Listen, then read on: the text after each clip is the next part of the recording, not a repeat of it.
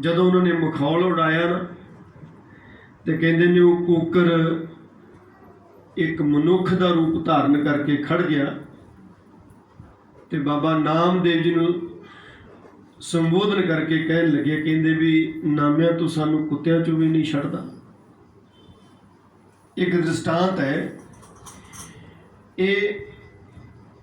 ਪਰਮਾਤਮਾ ਅਧਿਆਤਮਿਕਤਾ ਦੇ ਵਿੱਚ ਤਰਕ ਦਾ ਕੋਈ ਕੰਮ ਨਹੀਂ ਹੁੰਦਾ। ਜੇ ਕੋਈ ਕਹੇ ਨਾ ਵੀ ਮੈਨੂੰ ਇਸ ਇੱਟੇ ਤੋਂ ਪਰਮਾਤਮਾ ਦੀ ਪ੍ਰਾਪਤੀ ਹੋ ਗਈ, ਬਾਬਾ ਨਾਮਦੇਵ ਜੀ ਜਿਵੇਂ ਧੰਨੇ ਭਗਤ ਨੂੰ ਜਿਵੇਂ ਪੱਥਰ ਚੋਂ ਪ੍ਰਾਪਤ ਹੋਇਆ। ਇੱਕ ਮੂਰਤੀ ਪੱਥਰ ਦੀ ਸੀ, ਪਰ ਪੱਥਰ ਦੀ ਮੂਰਤੀ ਵਿੱਚੋਂ ਕੰਮ ਬਾਬਾ ਧੰਨਾ ਜੀ ਦੀ ਭਗਤੀ ਨੇ ਕੰਮ ਕੀਤਾ, ਬਾਬਾ ਧੰਨਾ ਜੀ ਦੀ ਸੁਰਤ ਨੇ ਕੰਮ ਕੀਤਾ, ਬਾਬਾ ਧੰਨਾ ਜੀ ਦੀ ਕਮਾਈ ਨੇ ਕੰਮ ਕੀਤਾ, ਬਾਬਾ ਧੰਨਾ ਜੀ ਦੀ ਭਾਵਨਾ ਨੇ ਕੰਮ ਕੀਤਾ। ਇੱਕ ਇਹ ਜਿਹੜਾ ਸੰਸਾਰ ਹੈ ਨਾ, ਇਹ ਰੱਬ ਦਾ ਰੂਪ ਹੈ, ਪਰਮਾਤਮਾ ਦਾ ਰੂਪ ਹੈ। ਪਰ ਇਹ ਵੀ ਜਿਹੜੀ ਦ੍ਰਿਸ਼ਟੀ ਹੈ ਕਮਾਈ ਵਾਲਿਆਂ ਨੂੰ ਨਸੀਬ ਹੁੰਦੀ ਹੈ। ਹਰ ਇੱਕ ਦੇ ਵੱਸ ਦਾ ਕੰਮ ਨਹੀਂ ਕਿ ਸੰਸਾਰ ਦੇ ਵਿੱਚੋਂ ਪਰਮਾਤਮਾ ਨੂੰ ਵੇਖ ਸਕੇ, ਹਰ ਇੱਕ ਨੂੰ ਪਰਮਾਤਮਾ ਦਾ ਰੂਪ ਸਮਝ ਸਕੇ। ਸਾਡੇ ਵਾਸਤੇ ਕੋਈ ਆਪਣਾ ਹੈ, ਕੋਈ ਬਗਾਨਾ ਹੈ, ਕੋਈ ਦੁਸ਼ਮਣ ਹੈ, ਕੋਈ ਸੱਜਣ ਹੈ, ਕੋਈ ਰੋਗੀ ਹੈ, ਕੋਈ ਤੰਦਰੁਸਤ ਹੈ, ਕੋਈ ਚੰਗੇ ਸੁਭਾਅ ਦਾ ਹੈ, ਕੋਈ ਮਾੜੇ ਸੁਭਾਅ ਦਾ ਹੈ, ਕੋਈ ਪਾਪੀ ਹੈ, ਕੋਈ ਪੁੰਨੀ ਹੈ। ਸਾਡੇ ਲਈ ਇਹ ਸਾਰਾ ਕੁਛ ਹੈ, ਪਰ ਉਹਦੇ ਭਗਤਾਂ ਵਾਸਤੇ ਘੱਟ ਘੱਟ ਮੈਂ ਹਰ ਜੂ ਵਸੈ। ਉਹ ਕਣ ਕਣ ਦੇ ਵਿੱਚ ਵਸਦਾ ਹੈ। ਜੈ ਦੇਖੈ ਤਦ ਤੂੰ, ਜਿੱਥੇ ਵੀ ਦੇਖਦੇ ਉੱਥੇ ਹੀ ਪਰਮਾਤਮਾ ਹੈ। ਇੱਕ ਇਹ ਦੂਜਾ, ਇਹ ਇਕੱਲਾ ਪਰਮਾਤਮਾ ਦੋ ਰੂਪਾਂ 'ਚ ਨਹੀਂ। ਸਾਡੇ ਵੀ ਪਰਮਾਤਮਾ ਨੇ ਦੋ ਭਾਵ ਬਣਾਏ ਹੈ। ਅੱਖਾਂ ਦੋ ਨੇ, ਨਾਸਕਾਂ ਦੇ ਛੇਕ ਦੋ ਨੇ, ਕੰਨ ਦੋ ਨੇ, ਹੱਥ ਦੋ ਨੇ, ਪੈਰ ਦੋ ਨੇ। ਹੁਣ ਇਹਨਾਂ ਦੋਵਾਂ ਨੂੰ ਇੱਕ ਬਣਾਉਣਾ ਹੈ। ਨਿਰਗੁਣ ਔਰ ਸੁਰਗੁਣ ਸਰੂਪ ਨੂੰ ਇੱਕ ਬਣਾਉਣਾ। ਸਾਡੇ ਮਨ ਵੀ ਦੋ ਨੇ। ਇੱਕ ਮਨ ਸਾਡਾ ਅਚੇਤ ਕਹਿੰਦੇ ਆ, ਇੱਕ ਮਨ ਨੂੰ ਸਾਡੇ ਨੂੰ ਆਚੇਤ ਕਹਿੰਦੇ, ਇੱਕ ਨੂੰ ਸੁਚੇਤ ਕਹਿੰਦੇ, ਇੱਕ ਨੂੰ ਅਚੇਤ ਕਹਿੰਦੇ ਆ। ਮਨ ਵੀ ਸਾਡੇ ਦੋ ਨੇ। ਸਾਡੀਆਂ ਸੁਰਤ ਵੀ ਦੋ ਨੇ, ਇੱਕ ਨੈਗੇਟਿਵ ਸੁਰਤ ਹੈ, ਇੱਕ ਪੋਜ਼ਿਟਿਵ ਸੁਰਤ ਹੈ। ਹੁਣ ਐਸਾ ਨਹੀਂ ਹੁੰਦਾ ਵੀ ਆਪਣਾ ਇੱਕ ਹੱਥ ਤਾਂ ਕੰਮ ਸਵਾਰੇ ਤੇ ਦੂਜਾ ਹੱਥ ਢਾ ਦੇ, ਇੱਕ ਹੱਥ ਲਿਖੇ ਤੇ ਦੂਜਾ ਮੇਟ ਦੇ। ਅੱਖਾਂ ਬੇਸ਼ੱਕ ਦੋ ਨੇ, ਪਰ ਦੋਵਾਂ ਅੱਖਾਂ ਤੋਂ ਪ੍ਰਤੀਬਿੰਬ ਇੱਕ ਸਥਾਪਿਤ ਕਰਦੇ ਆ। ਵੇਖਣ ਵਾਲੀ ਚੀਜ਼ ਇੱਕ ਤੇ ਹੀ ਕੰਮ ਕਰਦੀਆਂ ਨੇ ਦੋਵੇਂ ਅੱਖਾਂ। ਬੇਸ਼ੱਕ ਦੋ ਨੇ ਸਾਡੀਆਂ, ਪੈਰ ਦੋ ਨੇ। ਐਸਾ ਨਹੀਂ ਕੀਤਾ ਜਾ ਸਕਦਾ ਵੀ ਇੱਕ ਪੈਰ ਨੂੰ ਆਪਾਂ ਪਟਿਆਲੇ ਲੈ ਕੇ ਜਾਣਾ, ਇੱਕ ਨੂੰ ਆਪਾਂ ਪਾਤੜਾ ਲੈ ਕੇ ਜਾਣਾ। ਮੰਜ਼ਿਲ ਦੋਹਾਂ ਦੀ ਇੱਕ ਹੈ। ਪਰਮਾਤਮਾ ਦੇ ਦੋ ਰੂਪ ਨੇ, ਇੱਕ ਨਿਰਗੁਣ ਸਰੂਪ ਹੈ, ਇੱਕ ਸੁਰਗੁਣ ਸਰੂਪ ਹੈ। ਪਰ ਉਹ ਨਿਰਗੁਣ ਵੀ ਤੇ ਸੁਰਗੁਣ ਵੀ ਸ਼ਕਤੀ ਇੱਕ ਓੰਕਾਰ ਹੈ। ਸਾਡੇ ਬੇਸ਼ੱਕ ਮਨ ਦੋ ਨੇ, ਇੱਕ ਸਾਡਾ ਸੰਸਾਰ ਨਾਲ ਜੁੜਿਆ ਹੋਇਆ ਮਨ, ਤੇ ਇੱਕ ਮਨ ਜਿਹੜਾ ਸਾਡਾ ਕਦੇ ਕਦੇ ਨਿਰੰਕਾਰ ਨਾਲ ਜੁੜਦਾ ਹੈ। ਇਹ ਮਨ ਨੂੰ ਅਸੀਂ ਇੱਕ ਕਿਵੇਂ ਬਣਾਉਣਾ ਹੈ, ਸੁਰਤ ਨੂੰ ਅਸੀਂ ਇੱਕ ਕਿਵੇਂ ਬਣਾਉਣਾ। ਤਕਰੀਬਨ ਬਹੁਤੀ ਦੁਨੀਆ ਦਾ ਜੀਵਨ ਦੁਬਿਧਾ ਦੇ ਵਿੱਚ ਹੀ, ਸਾਰਾ ਜੀਵਨ ਲੱਗ ਜਾਂਦਾ, ਸਾਰਾ ਜੀਵਨ ਦੁਬਿਧਾ ਦੇ ਵਿੱਚ ਹੀ ਚਲਾਇਆ ਜਾਂਦਾ। ਕਦੇ ਮਨ ਵਿੱਚ ਐਦਾਂ ਜੀ ਕਰਦਾ ਵੀ ਸਭ ਕੁਛ ਮੈਂ ਗਰੀਬਾਂ 'ਚ ਦਾਨ ਕਰ ਦਿਆਂ, ਤੇ ਕਦੇ ਜੀ ਕਰਦਾ ਵੀ ਭਰਾ ਦਾ ਹਿੱਸਾ ਮੇਰੇ ਪੱਲੇ ਪੈ ਜੇ। ਗੁਆਂਢੀ ਦੇ ਘਰੇ ਜਿਹੜਾ ਜਾਂਦਾ ਨਹੀਂ, ਮੇਰੇ ਘਰੇ ਆਉਣਾ ਚਾਹੀਦਾ। ਸਾਡੇ ਰੂਪ ਦੋ ਨੇ, ਸਾਡੇ ਮਨ ਦੋ ਨੇ, ਸਾਡੀਆਂ ਸੋਚਾਂ ਦੋ ਨੇ। ਅਸੀਂ ਇਹਨਾਂ ਨੂੰ ਇੱਕ ਬਣਾਉਣਾ ਹੈ। ਗੁਰੂ ਸਵਾਰਿਓ, ਜਦੋਂ ਦੁਬਿਧਾ ਦੇ ਵਿੱਚ ਜੀਵਨ ਹੋਵੇ ਨਾ, ਦੁਬਿਧਾ ਦੇ ਵਿੱਚ ਜੀਵਨ ਦੇ ਵਿੱਚ ਪੜ੍ਹੀ ਹੋਈ ਗੁਰਬਾਣੀ, ਕੀਤੇ ਹੋਏ ਧਰਮ ਦੇ ਕਰਮ ਵੀ ਜਿਹੜੇ ਨੇ ਉਹ ਪਖੰਡ ਹੋ ਜਾਂਦੇ ਆ। ਕਰਮ ਧਰਮ ਪਖੰਡ ਜੋ ਦਿਸੈ ਤੇ ਜਮ ਜਗਾਤੀ ਲੂਟੈ। ਇਹ ਕਿੱਦਾਂ ਹੋ ਜਾਂਦੇ, ਥੋੜ੍ਹਾ ਜਿਹਾ ਸਮਝਿਓ। ਗੁਰਦੁਆਰੇ ਜਾਂਦੇ ਆ। ਹੁਣ ਇੱਕ ਤਾਂ ਗੁਰਦੁਆਰੇ ਜਾਣਾ ਵੀ ਗੁਰੂ ਦੇ ਪਿਆਰ ਨੂੰ ਪਾਉਣਾ ਸੀ, ਗੁਰੂ ਨੂੰ ਪ੍ਰਾਪਤ ਕਰਨਾ ਹੈ,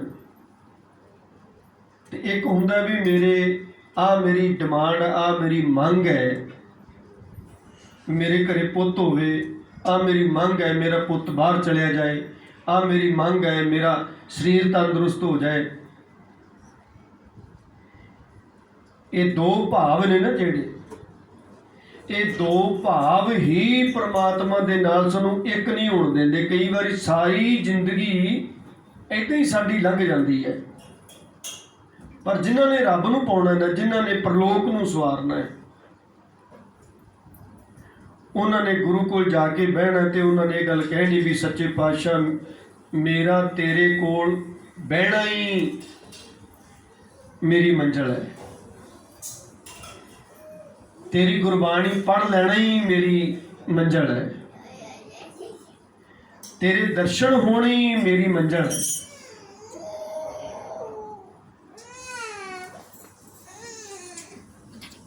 ਇਹ ਜਿਹੜੀ ਦੁਈ ਭਾਵ ਹੈ ਨਾ ਸਾਡੇ ਅੰਦਰ, ਇਹ ਦੁਈ ਭਾਵ ਸਾਨੂੰ ਜਨਮ ਤੇ ਮਰਨ ਦੇ ਗੇੜ ਵਿੱਚ ਪਾ ਕੇ ਰੱਖਦੀ ਹੈ। ਜਿਹੜੇ ਦੋ ਭਾਵ ਸਾਡੇ ਅੰਦਰ ਨੇ, ਇੱਕ ਸੰਸਾਰ ਦਾ, ਇੱਕ ਪਦਾਰਥ ਦਾ ਹੈ, ਇੱਕ ਨਿਰੰਕਾਰ ਦਾ। ਅਸੀਂ ਬਾਣੀ ਪੜ੍ਹਦੇ ਹਾਂ, ਗੁਰਦੁਆਰੇ ਜਾਂਦੇ ਹਾਂ, ਭਗਤੀ ਕਰਦੇ ਹਾਂ, ਬੰਦਗੀ ਕਰਦੇ ਹਾਂ, ਚੰਗੇ ਸ਼ੁਭ ਕਰਮ ਕਰਦੇ ਹਾਂ, ਪਰ ਉਹ ਸ਼ੁਭ ਕਰਮਾਂ ਦੇ ਵਿੱਚ ਸਾਡੇ ਅੰਦਰ ਕੋਈ ਦੂਜੀ ਸੋਚ ਬੈਠੀ ਹੈ, ਜਿਹੜੀ ਸੋਚ ਨੂੰ ਅਸੀਂ ਪ੍ਰਾਪਤ ਕਰਨ ਵਾਸਤੇ ਇਹ ਕਾਰਜ ਕਰ ਰਹੇ, ਇਹ ਕੰਮ ਕਰ ਰਹੇ ਹਾਂ। ਹੁਣ ਪਰਮਾਤਮਾ ਨੂੰ ਪਾਉਣ ਵਾਸਤੇ ਭਗਤੀ ਕਰਨੀ ਤੇ ਇੱਕ ਸੰਸਾਰ ਦੇ ਪਦਾਰਥ ਨੂੰ ਪਾਉਣ ਵਾਸਤੇ ਭਗਤੀ ਕਰਨੀ। ਜਿਹੜੀ ਭਗਤੀ ਪਰਮਾਤਮਾ ਨੂੰ ਪਾਉਣ ਵਾਸਤੇ ਕਰਨੀ ਹੈ ਨਾ, ਇਹ ਸ਼ੁੱਧ ਭਗਤੀ ਹੈ। ਤੇ ਜਿਹੜੀ ਭਗਤੀ, ਜਿਹੜਾ ਜਪ ਤਪ, ਜਿਹੜੀ ਬੰਦਗੀ ਕਿਸੇ ਪਦਾਰਥ ਦੇ ਨਾਲ ਜੁੜ ਕੇ ਕਰਨੀ, ਕਿਸੇ ਮੰਗ ਦੇ ਨਾਲ ਜੁੜ ਕੇ ਕਰਨੀ ਹੈ, ਇਹਨੂੰ ਗੁਰਬਾਣੀ ਦੇ ਵਿੱਚ ਧੰਨ ਗੁਰੂ ਅਰਜਨ ਦੇਵ ਮਹਾਰਾਜ ਸੱਚੇ ਪਾਤਸ਼ਾਹ ਜੀ ਨੇ ਪਖੰਡ ਦੱਸਿਆ।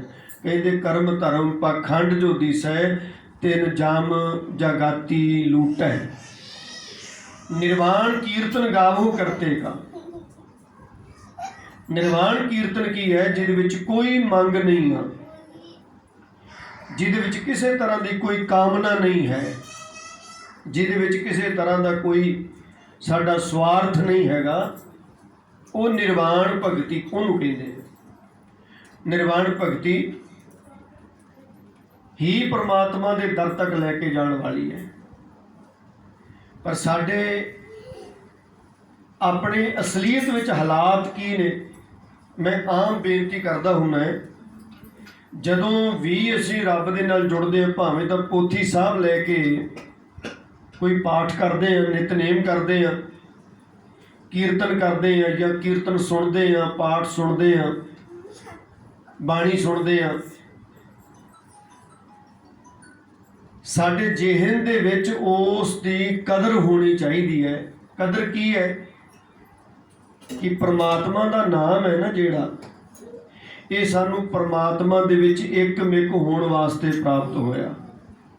ਪ੍ਰਮਾਤਮਾ ਦਾ ਨਾਮ ਸਾਨੂੰ ਜਨਮ ਤੇ ਮਰਨ ਤੋਂ ਛਡਾਉਣ ਵਾਸਤੇ ਹੋਇਆ। ਪ੍ਰਮਾਤਮਾ ਦਾ ਜਨਮ ਸਾਨੂੰ ਇਹਨਾਂ ਦੁੱਖਾਂ ਤੋਂ ਬਚਾਉਣ ਵਾਸਤੇ ਹੈ। ਜਦੋਂ ਹੀ ਅਸੀਂ ਇਹਨਾਂ ਸਵਾਰਥਾਂ ਨੂੰ, ਮਨੋਕਾਮਨਾਵਾਂ ਨੂੰ ਪਾਸੇ ਰੱਖ ਕੇ ਪ੍ਰਮਾਤਮਾ ਦਾ ਨਾਮ ਜਪਾਂਗੇ ਨਾ, ਫਿਰ ਸਾਡੀ ਭਗਤੀ ਬੰਦਗੀ ਦਾ ਸਤਰ ਉੱਚਾ ਹੋਣਾ ਹੈ। ਇਵੇਂ ਵੀ ਕਹਿ ਲਓ ਵੀ ਸਾਡੇ ਅੰਦਰ ਪ੍ਰਮਾਤਮਾ ਨੇ ਬਹੁਤ ਸ਼ਕਤੀਆਂ ਪਾਈਆਂ, ਬਹੁਤ ਸਾਰੀਆਂ ਸ਼ਕਤੀਆਂ ਸਾਡੇ ਅੰਦਰ ਪ੍ਰਮਾਤਮਾ ਨੇ ਸਾਨੂੰ ਦੇ ਕੇ ਸੰਸਾਰ ਤੇ ਭੇਜਿਆ। ਇਹ ਸ਼ਕਤੀਆਂ ਅੰਦਰ ਆਉਣ ਦੇ ਵੀ ਰਸਤੇ ਸਾਡੇ ਸਰੀਰ ਵਿੱਚ ਨੇ, ਤੇ ਸਾਡੇ ਸਰੀਰ ਚੋਂ ਬਾਹਰ ਨਿਕਲਣ ਦੇ ਵੀ ਰਸਤੇ ਨੇ। ਆ ਜਿਹੜੇ ਗਿਆਨ ਇੰਦਰੇ ਤੇ ਕਰਮ ਇੰਦਰੇ ਨੇ ਨਾ, ਇਹਨਾਂ ਦੇ ਰਾਹੀਂ ਸ਼ਕਤੀ ਸਾਡੇ ਅੰਦਰ ਵੀ ਜਾਂਦੀ ਹੈ, ਤੇ ਇਹਨਾਂ ਦੇ ਰਾਹੀਂ ਸ਼ਕਤੀ ਸਾਡੇ ਬਾਹਰ ਵੀ ਜਾਂਦੀ ਹੈ। ਅੱਖਾਂ ਵੇਖਦੀਆਂ ਨੇ, ਜੇ ਤਾਂ ਵੇਖ ਕੇ परमात्मा के दर्शन होंदे है, गुरु के दर्शन होंदे है, संगत के दर्शन होंदे है, गुरबाणी के दर्शन होंदे है, तो शरधा भावना बनती है। फिर जे मान लो जी अखां नाल तुसीं गुरु के दर्शन कर रहे हो तो तुहाडी अखां दे राहीं एक शक्ति अंदर जा रही है।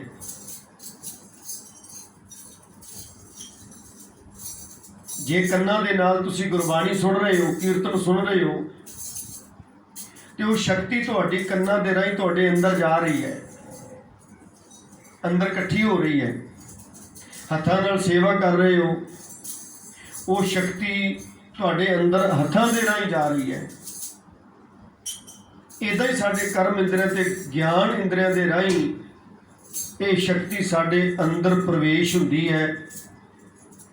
दूजे पासे दा दूजा पक्ष ये है भी जे साडी सोच सुरत नैगेटिव है, साढ़े च औगण भारू ने, फिर इन्हां ही कर्म इंद्रियां ते ज्ञान इंद्रियां दे राहीं अखां बुरा तकदियां ने,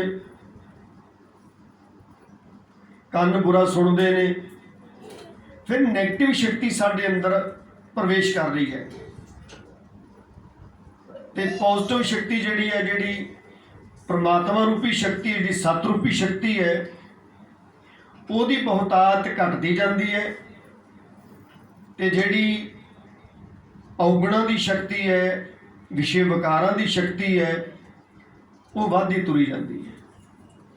ਇਹਨੂੰ ਥੋੜਾ ਜਿਹਾ ਹੋਰ ਸਮਝਣ ਵਾਸਤੇ ਨਾ ਸਾਰੇ ਕੁੱਲ ਪਾਪ 10 ਗਿਣੇ ਗਏ ਹੈ, 10 ਪਾਪ ਗਿਣੇ ਗਏ ਹੈ, ਤੇ 10 ਪਾਪਾਂ ਦੇ ਵਿੱਚੋਂ 4 ਪਾਪ ਸਾਡੀ ਰਸਨਾ ਕਰਦੀ ਹੈ।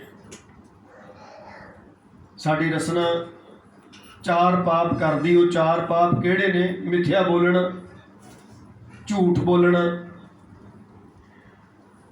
फिक्का बोलना, मिथ्या बोलना, झूठ बोलना ते कौड़ा बोलना ते फिक्का बोलना। ये 4 पाप ने जिहड़ी साडी कल्ली रसना करदी है। तां ही महाराज ने कहा भी बहुता बोलण चखण होए, बहुता बोलना नहीं चाहिए। 3 पाप साडी सुरत करदे, साडा मन करदा किसी दी जान नूं लै लैण बारे सोचना भी मैं फलाणे नूं मार दवां, ये तां सोच रखनी आपदी। एक ये पाप गिणिया गया सुरत दा, साडे मन दा। एक पाप है किसी दे माल सुभाव बारे बुरा सोचना भी फलाने नूं मैं हेरा फेर करके कुछ खो लवां, कुछ लै लवां, कुछ लुट लवां, उहदे कोलों कुछ फरेब करके उहदे कोलों हासिल कर लवां। एक हुंदा किसी दी इज्जत पत बारे माड़ा सोचना। ये तीजा पाप है साडी सुरती दा, साडे मन दा। ते 3 पाप भी साडे शरीर दे ने। किसी दी जान लै लैनी, इस शरीर का सब तो क्रूर पाप है। किसी दी माल सुभाव बारे, किसी का माल सुभाव खो लेना, लुट लेना, हेरा फेरी करके हथिया लेना, ये दूजा पाप है साडे शरीर का। किसी की इज्जत पत लुट लेनी, ये तीजा पाप है साडे शरीर का। हुण सब तो जिहड़ी वड्डी इन्हां 10 पापां चों गल है ना, वो साडी रसना दी है। साडी रसना 4 तरह के पाप करती है। मिथ्या बोलना, झूठ बोलना गल है नहीं, पर उन्हें बना के कर देना, इनू मिथ्या बोलना कह दईए। गल है नहीं पर अपने कोलों गल बना के कर देना। व्यर्थ बोलना, ਐਵੇਂ ਹੀ ਗੱਲਾਂ ਕਰੀ ਜਾਣੀਆਂ, ਐਵੇਂ ਹੀ ਬੋਲੀ ਜਾਣਾ। ਜਿਨ੍ਹਾਂ ਗੱਲਾਂ ਦਾ, ਜਿਨ੍ਹਾਂ ਬੋਲਾਂ ਦਾ ਕੋਈ ਨਾ ਕੋਈ ਤੁਹਾਨੂੰ ਲਾਹਾ ਹੈ, ਨਾ ਕੋਈ ਸੁਣਨ ਵਾਲੇ ਨੂੰ ਲਾਹਾ, ਬਸ ਟਾਈਮ ਪਾਸ ਕਰਨ ਵਾਸਤੇ। ਇਹ ਰਸਨਾ ਦੂਜਾ ਪਾਪ ਕਰ ਦਿੱਤੀ। ਤੀਜਾ ਪਾਪ ਫਿੱਕਾ ਬੋਲਣਾ, ਕਿਸੇ ਨੂੰ ਖਰਬੇ ਲਫ਼ਜ਼ ਬੋਲਣੇ, ਤੇ ਨਾਲ ਹੈ भी किसी किसी दे बारे विच ਕਿਸੇ ਨੂੰ ਲਾ ਕੇ ਗੱਲਾਂ ਕਰਨੀਆਂ। ਇਹ ਆਮ ਪਰਿਵਾਰਾਂ ਦੇ ਵਿੱਚ ਇੱਦਾਂ ਦੀ ਗੱਲਾਂ ਹੁੰਦੀਆਂ ਨੇ, ਆਂਢ ਗੁਆਂਢ ਦੇ ਵਿੱਚ ਇੱਦਾਂ ਦੀ ਗੱਲ, ਰਿਸ਼ਤੇਦਾਰੀਆਂ ਵਿੱਚ ਇੱਦਾਂ ਦੀਆਂ ਗੱਲਾਂ ਹੁੰਦੀਆਂ ਨੇ। ਈਰਖਾ ਦੇ ਵੱਸ ਹੋ ਕੇ ਬੋਲਣੇ। ਗੁਰੂ ਨਾਨਕ ਸਾਹਿਬ ਸੱਚੇ ਪਾਤਸ਼ਾਹ ਕਹਿੰਦੇ ਆ, ਨਾਨਕ ਫਿੱਕਾ ਬੋਲਿਆ ਤਨ ਮਨ ਫਿੱਕਾ ਹੋਏ। ਇੱਕ ਵਾਰੀ ਕੋਈ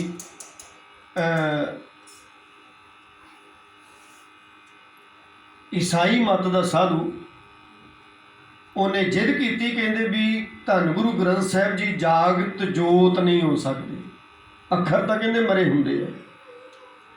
ਅੱਖਰਾਂ ਦਾ ਕੀ ਪ੍ਰਭਾਵ ਹੈ? ਅੱਖਰਾਂ ਦਾ ਮਾਨੋ ਕੋਈ ਪ੍ਰਭਾਵ ਨਹੀਂ ਕਹਿੰਦੇ। ਤੇ ਮਸਕੀਨ ਸਾਹਿਬ ਜਿਹਦੇ ਨਾਲ ਇਹ ਡਾਇਰੈਕਟ ਗੱਲ ਹੋਈ ਸੀ, ਉਹਨਾਂ ਦੀ ਸਾਹਮਣੇ ਬਹਿ ਕੇ ਗੱਲਾਂ ਹੋਈਆਂ ਸਨ, ਤੇ ਉਹਨਾਂ ਨੇ ਮਸਕੀਨ ਸਾਹਿਬ ਜੀ ਨੇ ਜਵਾਬ ਦਿੱਤਾ ਸੀਗਾ ਵੀ ਆ ਦੇਖੋ, ਆਪਾਂ ਘਰੇ ਵਿਆਹ ਹੋ ਰਿਹਾ, ਬੱਚੇ ਜਾਂ ਬੱਚੀ ਦਾ ਵਿਆਹ ਹੈ, ਤੇ ਸਾਰੇ ਖੁਸ਼ੀਆਂ ਵਰਤ ਰਹੀਆਂ ਨੇ, ਮਠਿਆਈਆਂ ਵਰਤ ਰਹੀਆਂ ਨੇ, ਸਾਰੇ ਹੱਸਦੇ ਖੇਡਦੇ ਪਏ ਨੇ, ਸਾਰੇ ਆਨੰਦ ਵਿੱਚ ਨੇ। ਬਾਹਰੋਂ ਫੋਨ ਆ ਗਿਆ, ਇੱਕ ਪੁੱਤ ਬਾਹਰ ਗਿਆ ਜਾਂ ਕੋਈ ਖਾਸ ਬਲੱਡ ਰਿਲੇਸ਼ਨ ਵਾਲਾ ਸਾਡਾ ਰਿਸ਼ਤੇਦਾਰ ਕੋਈ ਬਾਹਰ ਗਿਆ, ਤੇ ਉਹਦੀ ਕੋਈ ਮਾੜੀ ਖਬਰ ਸਾਡੇ ਦੋ ਲਫ਼ਜ਼ਾਂ 'ਚ ਕੰਨਾਂ 'ਚ ਪਈ, ਉਹ ਸਾਰੀਆਂ ਖੁਸ਼ੀਆਂ ਦੋ ਪਲਾਂ ਵਿੱਚ ਢਹਿ ਢੇਰੀ ਹੋ ਜਾਂਦੀ। ਉਹ ਦੋ ਲਫ਼ਜ਼ਾਂ ਦੇ ਵਿੱਚ ਕੀ ਤਾਕਤ ਸੀ ਜਿਹਨੇ ਤੁਹਾਨੂੰ ਹੱਸਦੇ ਨੂੰ ਰਵਾ ਦਿੱਤਾ, ਜਿਹਨੇ ਤੁਹਾਡੀ ਖੁਸ਼ੀ ਨੂੰ ਗਮੀ 'ਚ ਬਦਲ ਦਿੱਤਾ? ਉਹਨਾਂ ਲਫ਼ਜ਼ਾਂ ਦੇ ਵਿੱਚ ਕੀ ਪਾਵਰ ਸੀ? ਉਹਨਾਂ ਦੋ ਲਫ਼ਜ਼ਾਂ ਨੇ ਤੁਹਾਡੀ ਦੁਨੀਆ ਹੀ ਬਦਲ ਕੇ ਰੱਖ ਦਿੱਤੀ। ਕਈ ਵਾਰੀ ਅਸੀਂ ਬੜੇ ਗਮਗੀਨ ਹੁੰਦੇ ਆ।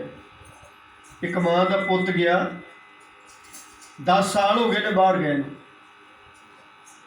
ਤੇ ਕਦੇ ਖਬਰ ਨਹੀਂ ਆਈ, ਤੇ ਮਾਂ ਨੇ ਰੋ ਰੋ ਕੇ ਅੱਖਾਂ ਗਵਾ ਲਈਆਂ, ਤਨ ਨੂੰ ਰੋਗੀ ਕਰ ਲਿਆ। ਅਚਾਨਕ 10 ਸਾਲਾਂ ਪਿੱਛੋਂ ਇੱਕ ਖਬਰ ਆਈ, ਕਹਿੰਦੇ ਮਾਂ ਮੈਂ ਆ ਰਿਹਾ ਵਾਂ। ਉਹ ਮਰੀ ਹੋਈ ਮਾਂ ਉੱਠ ਕੇ ਬਹਿ ਜਾਂਦੀ ਹੈ, ਮਨ ਉਹਦੇ ਵਿੱਚ ਕੋਈ ਨਵੀਂ ਜਾਨ ਪੈ ਜਾਂਦੀ ਹੈ। ਪਿਓ ਜਿਹੜਾ ਜਿਉਂਦਾ ਹੀ ਮਰਿਆ ਵਾਂਗੂ ਤੁਰਿਆ ਫਿਰਦਾ ਸੀ ਨਾ, ਜਿਹਨੂੰ ਇੱਦਾਂ ਲੱਗਦਾ ਜੇ ਮੇਰੀਆਂ ਦੋਵੇਂ ਬਾਹਾਂ ਟੁੱਟ ਗਈਆਂ ਨੇ, ਉਹ ਪਿਓ ਨੂੰ ਨਵੀਂ ਜਵਾਨੀ ਚੜ੍ਹ ਜਾਂਦੀ ਹੈ, ਨਵਾਂ ਹੁਲਾਰਾ ਮਿਲ ਜਾਂਦਾ ਹੈ, ਨਵਾਂ ਉਤਸ਼ਾਹ ਮਿਲ ਜਾਂਦਾ ਹੈ। ਉਹਨਾਂ ਦੋ ਲਫ਼ਜ਼ਾਂ ਦੇ ਵਿੱਚ ਕਿਹੜੀ ਤਾਕਤ ਸੀ ਇਹੋ ਜਿਹੀ ਜਿਹੜੀ ਨੇ ਇਹ ਸਾਰਾ ਕੁਛ ਬਦਲ ਕੇ ਧਰ ਦਿੱਤਾ? ਸਾਡੀ ਰਸਨਾ ਦੇ ਬਸ ਸਾਡਾ ਜੀਵਨ ਹੈ। ਇਸ ਰਸਨਾ ਦੇ ਨਾਲ ਅਸੀਂ ਜੀਵਨ ਨੂੰ ਰੱਬ ਦੇ ਨੇੜੇ ਲਾ ਸਕਦੇ ਹਾਂ। ਇਸ ਰਸਨਾ ਦੇ ਨਾਲ ਅਸੀਂ ਰੱਬ ਨੂੰ ਦੂਰ ਕਰ ਸਕਦੇ ਹਾਂ। ਇਸ ਰਸਨਾ ਦੇ ਨਾਲ ਅਸੀਂ ਪਰਿਵਾਰ ਵਿੱਚ ਬੜਾ ਪਿਆਰ, ਇਤਫਾਕ, ਸਤਿਕਾਰ ਪੈਦਾ ਕਰ ਸਕਦੇ ਹਾਂ।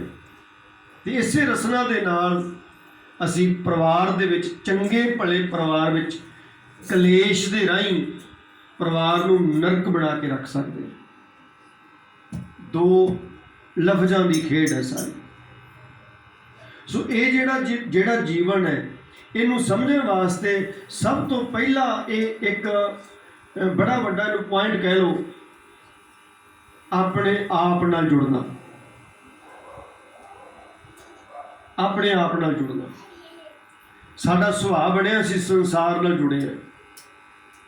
ਅਸੀਂ ਸੰਸਾਰ ਨਾਲ ਸੌਖਾ ਜੁੜ ਸਕਦੇ ਹਾਂ, ਸੌਖਾ ਜੁੜੇ ਹੋਏ ਹਾਂ। ਅਸੀਂ ਅਖਬਾਰ ਦੇ ਨਾਲ ਕਈ ਘੰਟੇ ਬਿਤਾ ਸਕਦੇ ਹਾਂ। ਅਸੀਂ ਟੀਵੀ ਅੱਗੇ ਬਹਿ ਕੇ ਕਈ ਘੰਟੇ ਬਿਤਾ ਸਕਦੇ ਹਾਂ। ਅਸੀਂ ਦੋ ਸਹੇਲੀਆਂ, ਦੋ ਮਹੱਲੇਦਾਰ ਭੈਣਾਂ ਇੱਕ ਦੂਜੇ ਦੀਆਂ ਉੱਧਰ ਉੱਧਰ ਦੀਆਂ ਗੱਲਾਂ ਕਰਕੇ ਘੰਟਿਆਂ ਬੱਧੀ ਨਿੰਦਿਆ ਚੁਗਲੀ ਸੀ ਕਰ ਸਕਦੇ ਹਾਂ, ਆਰਾਮ ਨਾਲ। ਘੰਟਿਆਂ ਬੱਧੀ ਅਸੀਂ ਇਹ ਸਮਾਂ ਪਾਸ ਕਰ ਸਕਦੇ ਹਾਂ, ਪਰ 2 ਮਿੰਟਾਂ ਵਾਸਤੇ ਨਹੀਂ, ਜ਼ਿਆਦਾ ਸਮਾਂ ਗਿਣਿਆ, 2 ਸਕਿੰਟਾਂ ਵਾਸਤੇ ਇਕਾਗਰ ਚਿੱਤ ਹੋ ਕੇ ਆਪਣੀ ਸੁਰਤ ਨੂੰ ਆਪਣੇ ਗੁਰੂ ਦੇ ਸ਼ਬਦ ਦੇ ਨਾਲ ਜੋੜਨ ਦਾ ਯਤਨ ਕਰੋ। 2 ਸਕਿੰਟ ਵੀ ਤੁਹਾਡੇ ਕੋਲ ਜੋੜਿਆ ਨਹੀਂ ਜਾਣਾ। ਆਪਣੇ ਆਪ ਦੇ ਨਾਲ ਜੁੜਨਾ ਬੜਾ ਮੁਸ਼ਕਲ ਹੈ, ਤੇ ਜਿੰਨਾ ਚਿਰ ਅਸੀਂ ਆਪਣੇ ਆਪ ਨਾਲ ਨਹੀਂ ਜੁੜਦੇ, ਉਹਨਾਂ ਚਿਰ ਮਨ ਨੂੰ ਦੁਈ ਭਾਵਨਾ ਦੇ ਵਿੱਚ ਹੈ। ਤੇ ਜਿੰਨਾ ਚਿਰ ਦੁਈ ਭਾਵਨਾ ਦੇ ਵਿੱਚ ਜੁੜੇ ਆ, ਬੇਸ਼ੱਕ ਮਾਫ ਕਰ ਦਿਓ ਮੈਨੂੰ ਥੋੜੇ ਜਿਹੇ ਲਫ਼ਜ਼ ਸਖਤ ਨੇ, ਬੇਸ਼ੱਕ ਅਸੀਂ ਸੁਖਮਨੀ ਸਾਹਿਬ ਦਾ ਪਾਠ ਕਰ ਰਹੇ ਹਾਂ, ਨਿਤਨੇਮ ਕਰ ਰਹੇ ਹਾਂ, ਪਰ ਜੇ ਦੁਈ ਹੈ ਤੇ ਉਹ ਪਖੰਡ ਵਿੱਚ ਗਿਣਿਆ ਜਾਂਦਾ, ਉਹ ਵਿਅਰਥ ਚਲੇ, ਉਹ ਜਮ ਜਗਾਤੀ ਲੁੱਟ ਹੈ, ਉਹ ਜਮਾਂ ਨੇ ਲੁੱਟ ਲੈਣਾ, ਉਹ ਸਾਡੇ ਕੋਲ ਨਹੀਂ ਰਹਿਣਾ। ਇਹਨੂੰ ਸਮਝਣ ਵਾਸਤੇ ਹੋਰ ਥੋੜਾ ਜਿਹਾ ਮੈਂ ਯਤਨ ਕਰਦਾ ਹਾਂ। ਸਾਡਾ ਜਿਹੜਾ ਸਰੀਰ ਹੈ ਨਾ, ਇਹ ਭੋਜਨ ਦਾ ਦੂਜਾ ਰੂਪ ਹੈ। ਸਾਡਾ ਸਰੀਰ ਜਿਹੜਾ ਭੋਜਨ ਦਾ ਦੂਜਾ ਰੂਪ ਹੈ, ਤੇ ਜਿਹੜਾ ਸਾਡਾ ਮਨ ਹੈ ਇਹ ਭਜਨ ਦਾ ਦੂਜਾ ਰੂਪ ਹੈ। ਉਹ ਵੱਖਰੀ ਗੱਲ ਹੈ ਕਿ ਇਹ ਜਨਮ ਜਨਮ ਕਿਸ ਮਨ ਕੋ ਮਲ ਲਾਗੀ ਕਾਲਾ ਹੁਆ ਸਿਆ, ਉਹ ਵੱਖਰੀ ਗੱਲ ਹੈ ਕਿ ਜਨਮਾਂ ਜਨਮਾਂਤਰਾਂ ਦੀ ਮੈਲ ਲਾ ਕੇ ਇਹਨੂੰ ਦੁਨੀਆ ਦਾ ਰੰਗ ਚੜ੍ਹ ਗਿਆ, ਇਹਨੂੰ ਰਸਾਂ ਕਸਾਂ ਦਾ, ਵਿਸ਼ੇ ਵਿਕਾਰਾਂ ਦਾ, ਔਗੁਣਾਂ ਦਾ ਰੰਗ ਚੜ੍ਹ ਗਿਆ, ਤੇ ਇਹ ਇੱਦਾਂ ਲੱਗਦਾ ਜਿਵੇਂ ਹੈ ਹੀ ਔਗੁਣਾਂ ਦਾ ਰੂਪ ਹੈ, ਪਰ ਮਨ ਤੂੰ ਜੋਤ ਸਰੂਪ ਹੈ। ਸਤਿਗੁਰੂ ਪਾਤਸ਼ਾਹ, ਤੂੰ ਰੱਬ ਦਾ ਰੂਪ ਹੈ। ਅਸੀਂ ਬੇਸ਼ੱਕ ਇੱਥੇ ਕਰਮ ਕਰ ਕਰਕੇ, ਕਰਮ ਕਮਾ ਕਮਾ ਕੇ ਦੁਨੀਆ ਵਾਸਤੇ ਕੋਈ ਚੰਗਾ ਬਣਿਆ ਬੈਠਾ, ਕੋਈ ਮਾੜਾ ਬਣਿਆ ਬੈਠਾ ਹੈ, ਪਰ ਜਿਹੜਾ ਸਾਡਾ ਅਸਲੀ ਰੂਪ ਹੈ ਨਾ, ਅਸੀਂ ਸ਼ੁੱਧ ਰੱਬ ਦਾ ਰੂਪ ਹਾਂ। 84 ਲੱਖ ਜੂਨੀ ਵਿੱਚੋਂ ਸਾਡਾ ਜਿਹੜਾ ਸਰੀਰ ਬਣਾਇਆ ਨੇ ਮਹਾਰਾਜ ਨੇ, ਇਹ ਸਭ ਤੋਂ ਸੋਹਣਾ ਸਰੂਪ ਬਣਾਇਆ ਮਹਾਰਾਜ ਨੇ। ਇੱਥੋਂ ਤੱਕ ਕਿ ਅਕਾਲ ਪੁਰਖ ਪਰਮਾਤਮਾ ਨੂੰ ਸਭ ਤੋਂ ਸੋਹਣਾ ਸਰੀਰ ਮਨੁੱਖ ਦਾ ਲੱਗਿਆ ਸੀ, ਤਾਂ ਇਹਨੂੰ ਮਨੁੱਖ ਨੂੰ 84 ਲੱਖ ਸੰਸਾਰ ਦੀ ਸਰਦਾਰੀ ਬਖਸ਼ੀ ਮਹਾਰਾਜ ਨੇ। ਮੈਂ ਬੇਨਤੀ ਕਰ ਰਿਹਾ ਸਾਂ ਵੀ ਸਾਡਾ ਜਿਹੜਾ ਸਰੀਰ ਹੈ ਇਹ ਭੋਜਨ ਦਾ ਹੀ ਰੂਪ ਹੈ, ਤੇ ਜੋ ਭੋਜਨ ਅਸੀਂ ਖਾਂਦੇ ਹਾਂ ਉਹਦਾ ਹੀ ਸਾਡਾ ਸਰੀਰ ਰੂਪ ਹੈ। ਜਿਹੜਾ ਸਾਡਾ ਬਲੱਡ ਹੈ, ਜਿਹੜਾ ਭੋਜਨ ਅਸੀਂ ਖਾਧਾ, ਜਿਹੜਾ ਸਰੀਰ ਦੇ ਵਿੱਚ ਰਹਿ ਗਿਆ, ਬੜੇ ਧਿਆਨ ਨਾਲ ਸਮਝਿਓ, ਜਿਹੜਾ ਭੋਜਨ ਖਾਧਾ ਤੇ ਖਾਧਾ ਹੋਇਆ ਭੋਜਨ ਜਿਹੜਾ ਸਰੀਰ 'ਚ ਰਹਿ ਗਿਆ, ਉਹੀ ਖੂਨ ਹੈ, ਉਹੀ ਮਿੱਝ ਹੈ, ਉਹੀ ਮਾਸ ਹੈ, ਉਹੀ ਹੱਡੀਆਂ ਨੇ।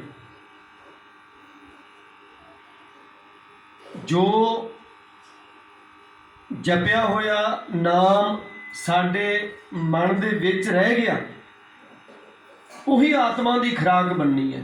ਦੂਜਾ ਚਲਿਆ ਜਾਣਾ, ਵੇਸਟ ਚਲਿਆ ਜਾਣਾ, ਹਵਾ 'ਚ ਉੱਡ ਜਾਣਾ ਉਹਨੇ। ਤਾਂ ਹੀ ਇੰਨਾ ਜ਼ੋਰ ਲਾਇਆ ਹੈ ਮਹਾਰਾਜ ਜੀ ਨੇ ਵੀ ਪ੍ਰਭ ਕੀ ਉਸਤਤ ਕਰੋ ਸੰਤ ਮੀਤ ਸਾਵਧਾਨ। ਇਕਾਗਰ ਚੀਤ, ਜਿਹੜਾ ਇਕਾਗਰਤਾ ਦੇ ਵਿੱਚ ਤੁਹਾਡਾ ਜਪ ਤਪ ਹੋਏਗਾ, ਉਹ ਤੁਹਾਡੇ ਅੰਦਰ ਰਹਿ ਜਾਣਾ, ਉਹ ਤੁਹਾਡੀ ਆਤਮਾ ਦੀ ਖੁਰਾਕ ਬਣ ਜਾਣਾ ਹੈ। ਤੇ ਜਿਹੜਾ ਤੁਹਾਡੇ ਮਨ ਵਿੱਚ ਨਾ ਰਿਹਾ, ਉਹ ਹਵਾ 'ਚ ਉੱਡ ਜਾਣਾ, ਜਮ ਜਗਾਤੀ ਲੂਟ ਹੈ। ਉਹ ਤੁਹਾਡੇ ਕਰਮਾਂ ਦੇ ਜਮਾਂ ਨੇ ਉਹਨੂੰ ਲੁੱਟ ਕੇ ਲੈ ਜਾਣਾ, ਉਹ ਤੁਹਾਡੇ ਅੰਦਰ ਨਹੀਂ ਰਹਿਣਾ। ਸਾਡੇ ਸਰੀਰ ਦਾ ਜਿਹੜਾ ਇਹ 3.5 ਮਣ ਦੇਹ ਹੁਰੀ ਚੱਲੇ ਪਾਣੀ ਅੰਨ, ਇਹ ਜਿਹੜਾ ਭੋਜਨ ਅਸੀਂ ਖਾਂਦੇ ਹਾਂ, ਇਹੀ ਸਾਡੇ ਅੰਦਰ ਜਿਹੜਾ ਰਹਿ ਗਿਆ ਉਹ ਖੂਨ ਬਣਦਾ, ਉਹੀ ਬਿੰਦ ਬਣਦੀ ਹੈ, ਤੇ ਖੂਨ ਤੇ ਬਿੰਦ ਦਾ ਮਿਲਾਪ ਸਾਡਾ ਸਰੀਰ ਹੈ। ਇਹ ਜਦੋਂ ਸਰੀਰ ਦੀ ਉਮਰ ਔਦ ਪੁੱਗ ਜਾਂਦੀ ਹੈ, ਇਹ ਇਸੇ ਤਰ੍ਹਾਂ ਜਿਹੜੇ ਅੰਨ ਜੋ ਪੈਦਾ ਹੋਇਆ ਸੀ ਨਾ, ਮਿੱਟੀ, ਹਵਾ, ਪਾਣੀ, ਅੱਗ, ਇਹ ਜਿਹੜਾ 5 ਤੱਤਾਂ ਤੋਂ ਇਹ ਪੈਦਾ ਹੋਇਆ ਸੀ, ਇਹ 5 ਤੱਤਾਂ ਦੇ ਵਿੱਚ ਇਹਨੇ ਇੱਦਾਂ ਹੀ ਰਲ ਜਾਣਾ। ਜਿਹੜੀ ਆਤਮਾ ਸਾਡੀ ਪਰਮਾਤਮਾ ਤੋਂ ਪੈਦਾ ਹੋਈ ਸੀ, ਜੇ ਤਾਂ ਕਮਾਈ ਪੂਰੀ ਹੋ ਗਈ ਤੁਹਾਡੀ ਤੇ ਇਹਨੇ ਪਰਮਾਤਮਾ ਦੇ ਵਿੱਚ ਮਿਲਾਪ ਹੋ ਜਾਣਾ। ਜੇ ਨਹੀਂ ਹੋਈ ਤੇ ਫਿਰ ਇਹ ਸਰੀਰ ਤੁਹਾਡੇ ਕੋਲੋਂ ਚਲਿਆ ਗਿਆ, ਤੇ ਫਿਰ ਨਵਾਂ ਸਰੀਰ ਫਿਰ ਦੁਬਾਰਾ ਮਿਲ ਜਾਣਾ। ਇਹਨੂੰ ਮੈਂ ਇੱਦਾਂ ਬੇਨਤੀ ਕਰਦਾ ਹੁੰਦਾ ਵੀ ਸਰੀਰ ਦੀ ਮੰਜ਼ਿਲ ਸ਼ਮਸ਼ਾਨ ਭੂਮੀ ਹੈ, ਸਰੀਰ ਦੀ ਮੰਜ਼ਿਲ ਸ਼ਮਸ਼ਾਨ ਭੂਮੀ ਹੈ, ਸਾਡੀ ਆਤਮਾ ਦੀ ਮੰਜ਼ਿਲ ਪਰਮਾਤਮਾ ਹੈ। ਹੁਣ ਸਰੀਰ ਸਾਨੂੰ ਮਿਲਿਆ ਕਾਹਦੇ ਲਈ ਹੈ? ਸਰੀਰ ਸਾਨੂੰ ਮਿਲਿਆ ਵੀ ਆਤਮਾ ਨੂੰ ਪਰਮਾਤਮਾ ਤੱਕ ਪਹੁੰਚਾ ਦੇਈਏ। ਇਹਨਾਂ ਕਰਮ ਇੰਦਰੀਆਂ ਦੇ ਰਾਹੀਂ, ਇਹਨਾਂ ਗਿਆਨ ਇੰਦਰੀਆਂ ਦੇ ਰਾਹੀਂ ਜਿਹੜੀਆਂ ਤਾਕਤਾਂ ਸਾਨੂੰ ਮਹਾਰਾਜ ਨੇ ਬਖਸ਼ੀਆਂ ਨੇ, ਨਾਮ ਦੇ ਦਾਤ, ਨਾਮ ਦੀਆਂ ਦਾਤਾਂ ਜਿਹੜੀਆਂ ਸਾਨੂੰ ਬਖਸ਼ੀਆਂ ਨੇ ਮਹਾਰਾਜ ਨੇ, ਪਰਉਪਕਾਰ ਦੇ ਕਰਮ ਬਖਸ਼ੇ ਨੇ, ਸ਼ੁਭ ਕਰਮ ਬਖਸ਼ੇ ਨੇ, ਉਹਨਾਂ ਦੀ ਬਦੌਲਤ ਅਸੀਂ ਆਪਣੇ ਸਰੀਰ ਨੂੰ, ਆਪਣੇ ਸਰੀਰ ਦੇ ਰਹਿੰਦਿਆਂ ਆਪਣੇ ਸਰੀਰ ਦੇ ਹੁੰਦਿਆਂ ਆਪਣੀ ਉਮਰ ਦੇ ਪੁੱਗਦਿਆਂ ਪੁੱਗਣ ਤੋਂ ਪਹਿਲਾਂ ਅਸੀਂ ਆਪਣੀ ਆਤਮਾ ਨੂੰ ਪਰਮਾਤਮਾ ਤੱਕ ਪਹੁੰਚਾ ਦਈਏ। ਜਿਹੜੇ ਲੋਕ ਬੇਪਰਵਾਹ ਹੋ ਜਾਂਦੇ ਆ, ਜਿਹੜੇ ਲੋਕ ਇਹਨਾਂ ਵਿਚਾਰਾਂ ਤੋਂ ਬਾਗੀ ਹੋ ਜਾਂਦੇ ਆ, ਉਹਨਾਂ ਦੇ ਨਾਲ ਇਹੀ ਕੁਝ ਵਾਪਰਦਾ ਵੀ ਸਰੀਰ ਦੀ ਉਮਰ ਮੁੱਕ ਜਾਂਦੀ ਹੈ ਤੇ ਨਾਮ ਦੀ ਕਮਾਈ ਕੀਤੀ ਨਹੀਂ ਹੁੰਦੀ, ਪਰਮਾਤਮਾ ਦੀ ਕੋਈ ਕਮਾਈ ਕੀਤੀ ਨਹੀਂ ਹੁੰਦੀ। ਨਾ ਕੀਤੀ ਹੋਣ ਕਰਕੇ ਜਦੋਂ ਉਮਰ ਪੁੱਗ ਗਈ ਸਰੀਰ ਦੀ, ਆਤਮਾ ਨੂੰ ਸਰੀਰ ਤੋਂ ਨਿਕਲਣਾ ਪੈਣਾ, ਆਤਮਾ ਨੂੰ ਸਰੀਰ ਤੋਂ ਨਿਕਲਣਾ ਪੈਂਦਾ ਹੈ ਤੇ ਸਰੀਰ ਸ਼ਮਸ਼ਾਨ ਭੂਮੀ 'ਚ ਰਾਖ ਹੋ ਜਾਂਦਾ ਤੇ ਆਤਮਾ ਭਟਕਦੀ ਹੈ ਤੇ ਪਰਮਾਤਮਾ ਫਿਰ ਉਹਨੂੰ ਕਰਮਾਂ ਦੇ ਆਧਾਰ 'ਤੇ ਅਗਲਾ ਸਰੀਰ ਫਿਰ ਦੇ ਦਿੰਦੇ ਆ। ਇਹ ਇੱਦਾਂ ਮੰਨੋ ਜਿਵੇਂ ਕਿੰਨਾ ਕੁ ਭਟਕਦਾ ਮਨੁੱਖ, ਇੱਦਾਂ ਮੰਨੋ ਜਿਵੇਂ ਕੋਈ ਟ੍ਰੇਨ ਤੇ ਚੜ੍ਹ ਗਿਆ ਤੇ ਉਹਨੇ ਜਾਣਾ ਹੈਗਾ ਅੰਬਾਲੇ, ਤੇ ਅੰਬਾਲੇ ਉਹਨੇ ਜਾਣਾ ਪਰ ਉਹ ਰਾਹ ਦੇ ਵਿੱਚ ਕਿਤੇ ਉਤਰ ਗਿਆ, ਜਾਂ ਉਹਨੂੰ ਟਿਕਟ ਨਾ ਹੋਣ ਕਰਕੇ ਟੀਟੀ ਨੇ ਰਾਹ 'ਚ ਉਤਾਰ ਦਿੱਤਾ। ਹੁਣ ਉਹ ਯਾਤਰੀ ਕੀ ਕਰੇਗਾ ਭਟਕਣ ਤੋਂ ਬਿਨਾਂ? ਕੋਈ ਚਾਰਾ ਨਹੀਂ ਹੈ ਭਟਕਣ ਤੋਂ ਬਿਨਾਂ। ਬਿਹਤਰ ਇਹ ਹੈ ਵੀ ਜਿੱਥੋਂ ਤੱਕ ਜਾਣਾ ਹੈ ਨਾ ਉੱਥੋਂ ਤੱਕ ਦਾ ਪ੍ਰਬੰਧ ਬਕਾਇਦਾ ਕੀਤਾ ਹੋਵੇ, ਟਿਕਟ ਦਾ ਪ੍ਰਬੰਧ ਕੀਤਾ ਹੋਵੇ, ਸਾਨੂੰ ਸ਼ਨਾਖਤ ਹੋਵੇ ਤੇ ਅਸੀਂ ਜਾ ਕੇ ਆਪਣੀ ਮੰਜ਼ਿਲ 'ਤੇ ਆਰਾਮ ਨਾਲ ਉਤਰ ਜਾਈਏ। ਇਹ ਤਿਆਰੀ ਹੈ ਲੋਕ ਤੇ ਪ੍ਰਲੋਕ ਦੀ।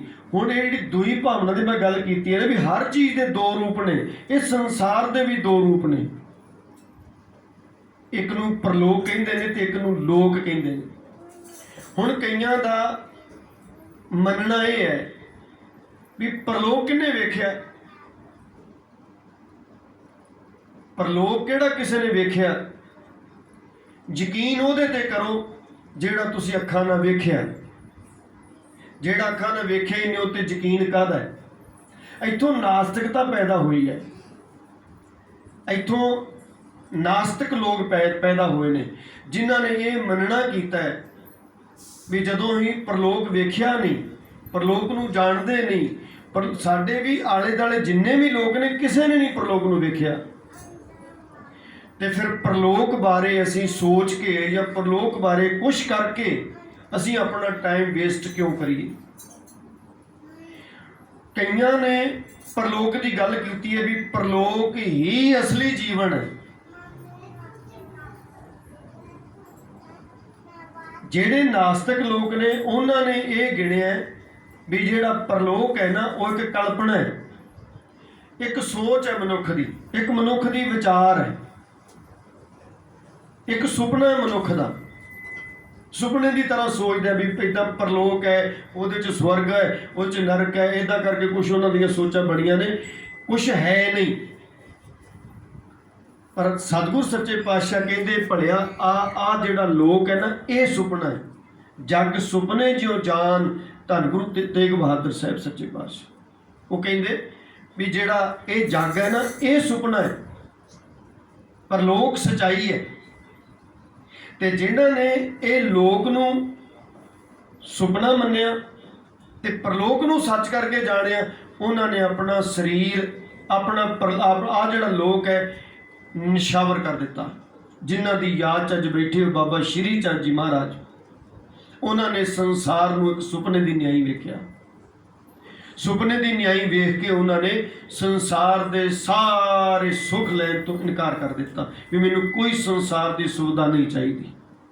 ਮਹਾਤਮਾ ਬੁੱਧ ਜੀ ਜਿਹੜੇ ਰਾਜੇ ਦੇ ਪੁੱਤਰ ਸਨ, ਰਾਜਕੁਮਾਰ ਸੀਗੇ, ਪਰ ਜਦੋਂ ਉਹਨਾਂ ਨੂੰ ਇਹ ਗਿਆਨ ਹੋਇਆ ਨਾ ਵੀ ਸੰਸਾਰ ਨੂੰ ਛੱਡ ਕੇ ਜਾਣਾ ਹੈ, ਇੱਥੇ ਸਭ ਕੁਝ ਇੱਥੇ ਰਹਿ ਜਾਣਾ। ਇੱਥੋਂ ਦੀ ਰਿਸ਼ਤੇਦਾਰੀਆਂ ਝੂਠੀਆਂ ਨੇ, ਇੱਥੋਂ ਦਾ ਮਾਲ ਸੁਭਾਵ ਝੂਠਾ ਹੈ, ਇੱਥੇ ਦਾ ਸਭ ਇੱਥੇ ਰਹਿ ਜਾਣਾ, ਨਾਲ ਕੁਝ ਨਹੀਂ ਜਾਣਾ। ਜੇ ਨਾਲ ਜਾਣਾ ਤਾਂ ਤੁਹਾਡੇ ਸੰਸਕਾਰ ਜਪਿਆ, ਪ੍ਰਮਾਤਮਾ ਦਾ ਨਾਮ ਜਾਣਾ।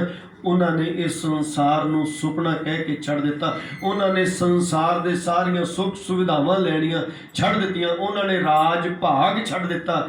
ਰਾਜੇ ਜਨਕ ਵਰਗਿਆਂ ਨੇ ਰਾਜ ਭਾਗ ਕਰਦਿਆਂ ਗੁਰਮਤਿ ਦੇ ਰਾਹੀਂ ਪਾਇਆ।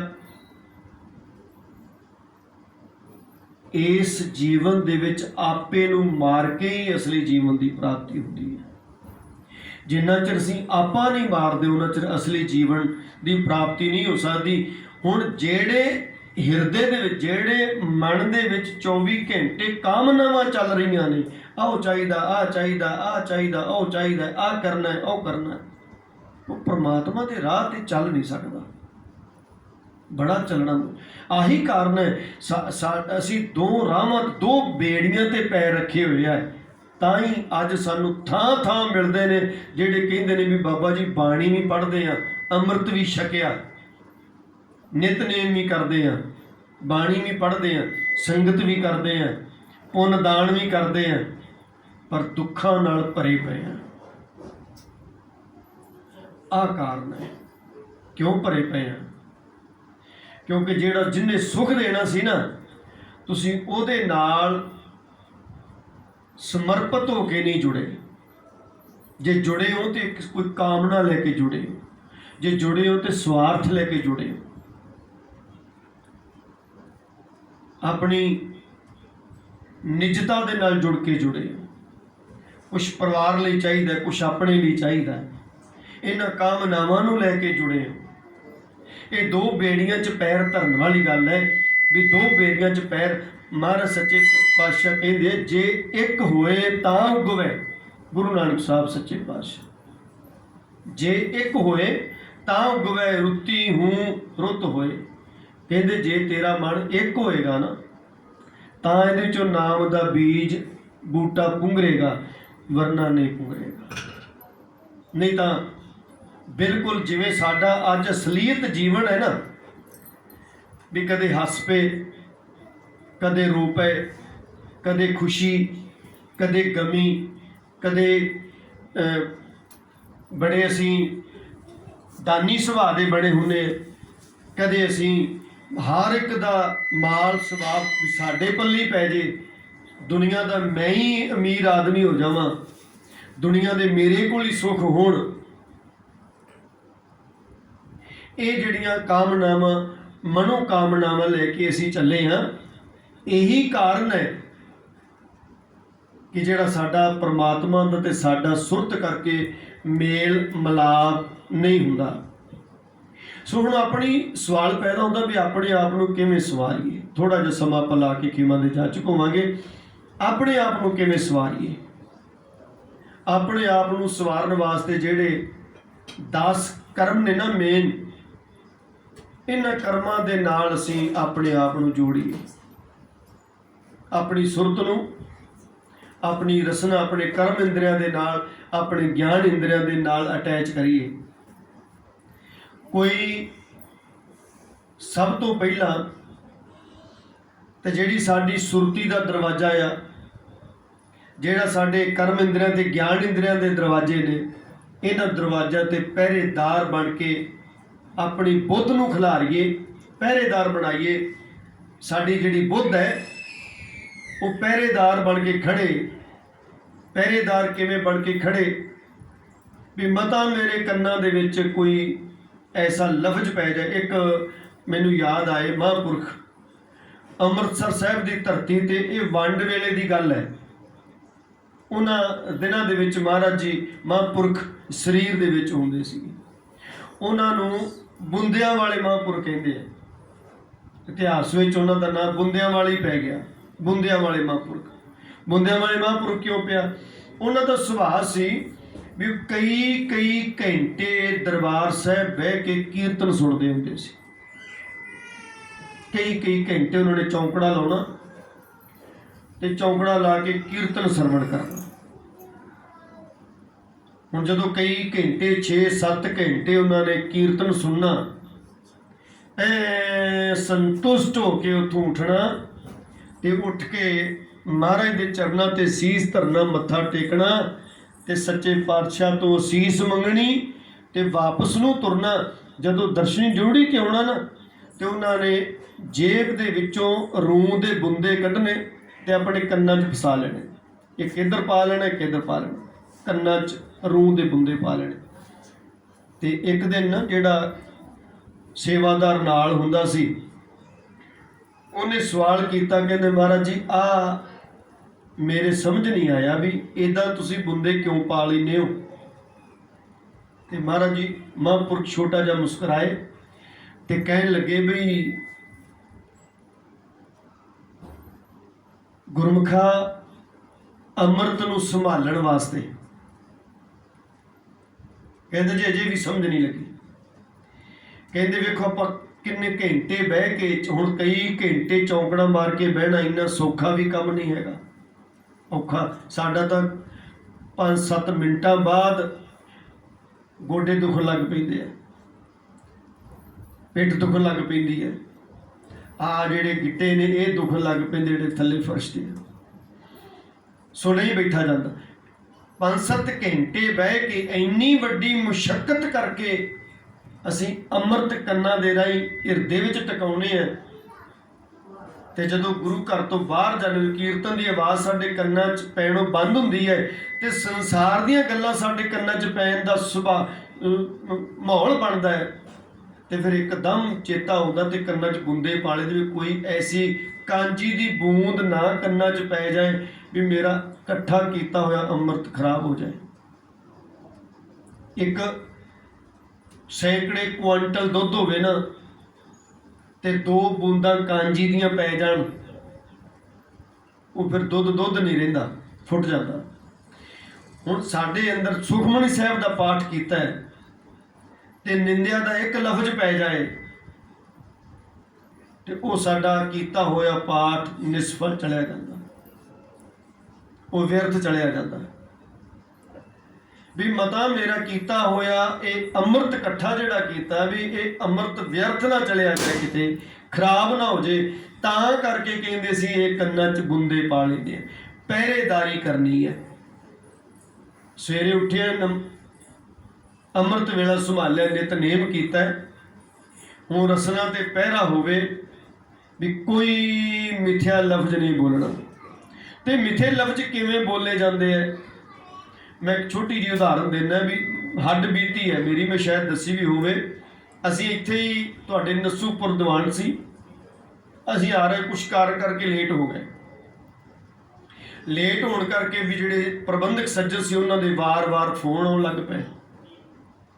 ਤੇ ਜਦੋਂ ਅਸੀਂ ਚੱਲੇ ਤੇ ਦੂਖਨਿਵਾਰ ਸਾਹਿਬ ਦੇ ਅੱਗੋਂ ਲੰਘ ਰਹੇ ਸਾਂ ਤੇ ਮੈਂ ਇਹਦਾ ਸੀਸ ਝੁਕਾਇਆ ਮਹਾਰਾਜ ਜੀ ਨੂੰ।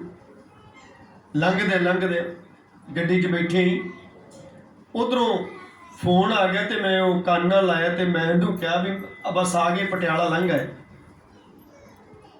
ਪਰ ਜਦੋਂ ਇਹ ਫੋਨ ਸੁਣ ਕੇ ਮੈਂ ਗੱਲ ਕਹਿ ਕੇ ਫੋਨ ਕੱਟਿਆ ਨਾ ਤੇ ਮੇਰੇ ਇੱਕਦਮ ਚੇਤੇ ਆ ਵੀ ਧੰਨ ਗੁਰੂ ਤੇਗ ਬਹਾਦਰ ਸਾਹਿਬ ਸੱਚੇ ਪਾਤਸ਼ਾਹ ਜੀ ਦੇ ਚਰਨਾਂ ਤੇ ਸਿਰ ਰੱਖ ਕੇ ਝੂਠ ਬੋਲੀ ਜਾਂਦਾ, ਜਦ ਕਿ ਅਜੇ ਸਾਰਾ ਪਟਿਆਲਾ ਲੰਘਣ ਵਾਲਾ ਪਿਆ। ਇਹ ਸੱਚਾਈ ਨਹੀਂ, ਇਹ ਝੂਠ ਹੈ। ਪਰ ਕਹਿ ਦਿੱਤਾ ਉਹਦਾ ਮਨ ਰੱਖਣ ਵਾਸਤੇ, ਉਹਨਾਂ ਨੂੰ ਥੋੜ੍ਹਾ ਜਿਹਾ ਸ਼ਾਂਤ ਚਿੱਤ ਰੱਖਣ ਵਾਸਤੇ ਵੀ ਆਏ।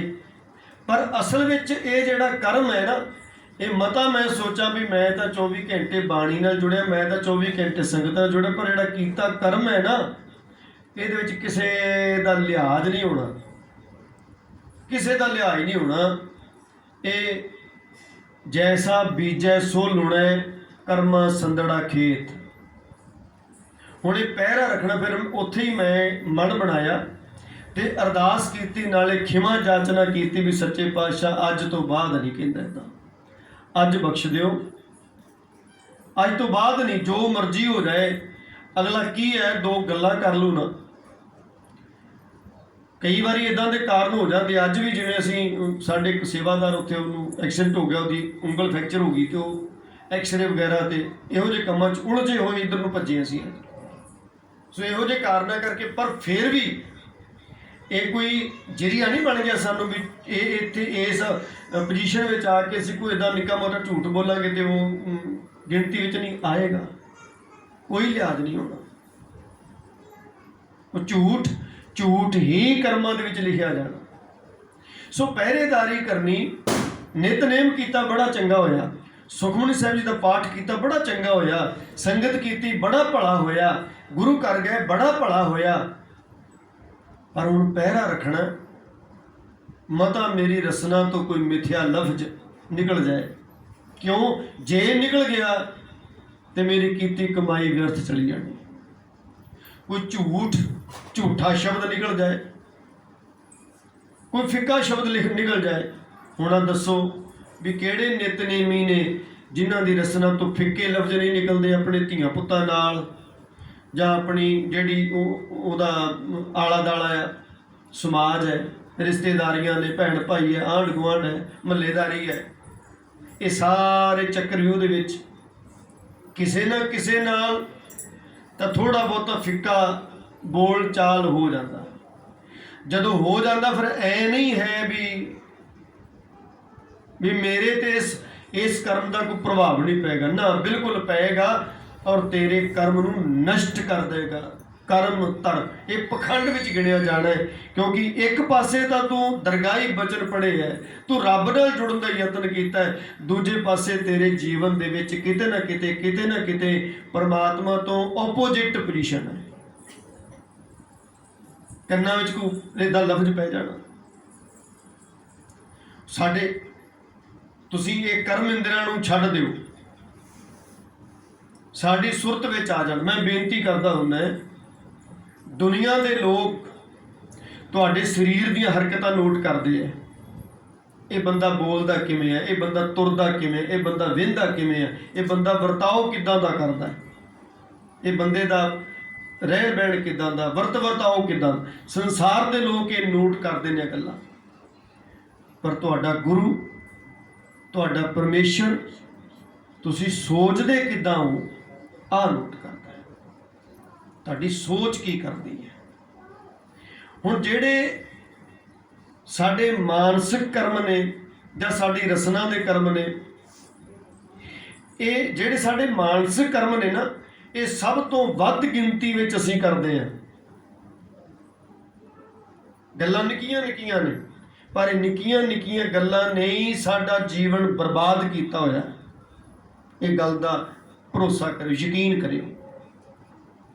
ਜਿਹੜੇ ਕਰਮ ਇੰਦਰੀਆਂ ਦੇ ਕਰਮ ਨੇ, ਜਿਵੇਂ ਰਸਨਾ ਦਾ ਕਰਮ ਹੈ, ਜੇ ਕੋਈ ਮੰਦਾ ਬੋਲੇ ਤੇ ਸਭ ਨੂੰ ਪਤਾ ਲੱਗ ਜਾਂਦਾ ਮੰਦਾ ਬੋਲਿਆ, ਤੇ ਇਹਦੇ ਤੇ ਕਾਨੂੰਨੀ ਕਾਰਵਾਈ ਵੀ ਹੋ ਸਕਦੀ ਹੈ। ਜੇ ਕਿਸੇ ਨੇ ਮੰਦਾ ਕਰਮ ਕੀਤਾ ਸਰੀਰ ਨਾਲ, ਉਹ ਵੀ ਸਭ ਨੂੰ ਪਤਾ ਲੱਗ ਜਾਣਾ ਨੇ ਮੰਦਾ ਕਰਮ ਕੀਤਾ ਹੈ, ਉੱਤੇ ਕਾਰਵਾਈ ਵੀ, ਪ੍ਰਸ਼ਾਸਨਿਕ ਕਾਰਵਾਈ ਵੀ ਹੋ ਸਕਦੀ ਹੈ। ਇਸ ਵਾਸਤੇ ਇਹ ਕਰਮ ਅਜੇ ਫਿਰ ਵੀ ਬਹੁਤ ਕੰਟਰੋਲ 'ਚ ਹੁੰਦੇ ਹੈ। ਪਰ ਜਿਹੜੇ ਮਾਨਸਿਕ ਕਰਮ ਨੇ ਨਾ, ਇਹ ਇੰਨੀ ਬਹੁਤਾਤ ਵਿੱਚ ਹੁੰਦੇ ਹੈ, ਜਿਹੜੇ ਕੋਈ ਗਿਣਤੀ ਨਹੀਂ ਕੀਤੀ ਜਾ ਸਕਦੀ। ਦੁਨੀਆ ਤੇ ਮਸਕੀਨ ਸਾਹਿਬ ਜੀ ਕਹਿੰਦੇ ਹੁੰਦੇ ਸੀ 98% ਲੋਕ ਚੋਰ ਨੇ, ਪਤਾ ਸਿਰਫ ਓਨਿਆਂ ਕੁ ਦਾ ਲੱਗਦਾ ਜਿਹੜੇ ਚੋਰੀ ਕਰਦੇ ਫੜੇ ਜਾਂਦੇ। ਹੁਣ ਜਿੰਨੇ ਕਰਮ ਕਰਦੇ ਨੂੰ ਸੁਣ ਲਿਆ, ਜਿੰਨੇ ਮੰਦਾ ਬੋਲਦੇ ਨੂੰ ਸੁਣ ਲਿਆ, ਜਿੰਨੇ ਮੰਦਾ ਕਰਦੇ ਨੂੰ ਸੁਣ ਲਿਆ, ਇੱਕ ਡਰ ਵੀ ਹੈ ਸਾਡੇ ਅੰਦਰ ਵੀ ਮੈਨੂੰ ਕੋਈ ਸੁਣ ਨਾ ਲਵੇ, ਮੈਨੂੰ ਕੋਈ ਵੇਖ ਨਾ ਲਵੇ, ਕੋਈ ਮੇਰੇ ਤੇ ਕਾਰਵਾਈ ਨਾ ਕਰਾ ਦੇਵੇ, ਕਰ ਦੇਵੇ। ਪਰ ਸੋਚ ਤੇ ਇਹਨਾਂ ਦਾ ਕੋਈ ਕੰਟਰੋਲ ਨਹੀਂ ਹੈ। ਪ੍ਰਸ਼ਾਸਨ ਦਾ ਕੰਟਰੋਲ ਸਾਡੀ ਸੋਚ ਤੇ ਨਹੀਂ। ਇੱਥੋਂ ਤੱਕ ਵੀ ਜਿਹੜੀ ਧਾਰਮਿਕ ਦੁਨੀਆ ਨਾ, ਉਹਦਾ ਵੀ ਸਾਡੀ ਸੋਚ ਤੇ, ਹੁਣ ਮੈਂ ਕਥਾ ਕਰ ਰਿਹਾ, ਵਿਚਾਰਾਂ ਕਰ ਰਿਹਾ, ਪਰ ਫਿਰ ਵੀ ਮੇਰੀ ਡੂੰਘਾਈ ਵਿੱਚ ਸੁਰਤੀ 'ਚ ਕੀ ਚੱਲ ਰਿਹਾ ਇਹ ਤੁਹਾਨੂੰ ਨਹੀਂ ਪਤਾ। ਤੁਸੀਂ ਕੀ ਸੋਚ ਰਹੇ ਹੋ ਮੈਨੂੰ ਨਹੀਂ ਪਤਾ, ਪਰ ਰੱਬ ਨੂੰ ਪਤਾ। ਜਿਹਦੇ ਨਾਲ ਜੁੜੇ ਹੋ ਨਾ, ਜਿਸ ਗੁਰੂ ਨਾਲ ਜੁੜੇ ਹੋ, ਉਸ ਗੁਰੂ ਨੂੰ ਸਾਰਾ ਪਤਾ ਹੈ। ਉਹ ਅੰਤਰਯਾਮੀ ਸਭ ਕੁਝ ਜਾਣਦਾ ਹੈ। घट घट के अंतर की जानत, भले बुरे की पीर पछंत, वो जानन हारा। ਹੁਣ ਅਸੀਂ ਆਪਣੇ ਜੀਵਨ ਨੂੰ ਸਵਾਰੀਏ ਕਿਵੇਂ? 5-4 ਮਿੰਟ ਆਪਾਂ ਲਾ ਕੇ ਖਿਮਾ ਦੇ ਜਾਚਕ ਹੋਈਏ। ਆਪਣੇ ਜੀਵਨ ਨੂੰ ਸਵਾਰਨ ਵਾਸਤੇ ਸਭ ਤੋਂ ਪਹਿਲਾਂ ਹੋਣਾ ਸੁਚੇਤ ਹੋਣਾ, ਗੁਰੂ ਦਾ ਭਾਉ ਮਨ ਵਿੱਚ ਲੈ ਕੇ ਆਉਣਾ, ਨਿਰਮਲ ਭੈ ਮਨ ਵਿੱਚ ਲੈ ਕੇ ਆਉਣਾ, ਤੇ ਇਸ ਗੱਲ ਨੂੰ ਵਾਰ-ਵਾਰ ਦਰੜਾਉਣਾ ਵੀ ਮੇਰੇ ਮਨ ਵਿੱਚ ਜੋ ਚੱਲਦਾ ਪਿਆ ਨਾ, ਉਹ ਮੇਰੇ ਗੁਰੂ ਸਾਰਾ ਕੁਛ ਵੇਖਦਾ ਪਿਆ, ਚੰਗੀ ਤਰ੍ਹਾਂ ਨੋਟ ਕਰ ਰਿਹਾ। ਹੁਣ ਅਸੀਂ ਅੰਦਰੇ ਅੰਦਰ ਸਾਡੇ ਅੰਦਰ ਕੀ ਕੁਝ ਚੱਲਦਾ ਹੈ, ਇਹ ਹੁਣ ਆਪ ਜੀ ਸਾਰੇ ਮੇਰੇ ਵਾਸਤੇ ਤਾਂ ਸਨਮਾਨਯੋਗ ਹੋ, ਸਤਿਕਾਰਯੋਗ ਹੋ।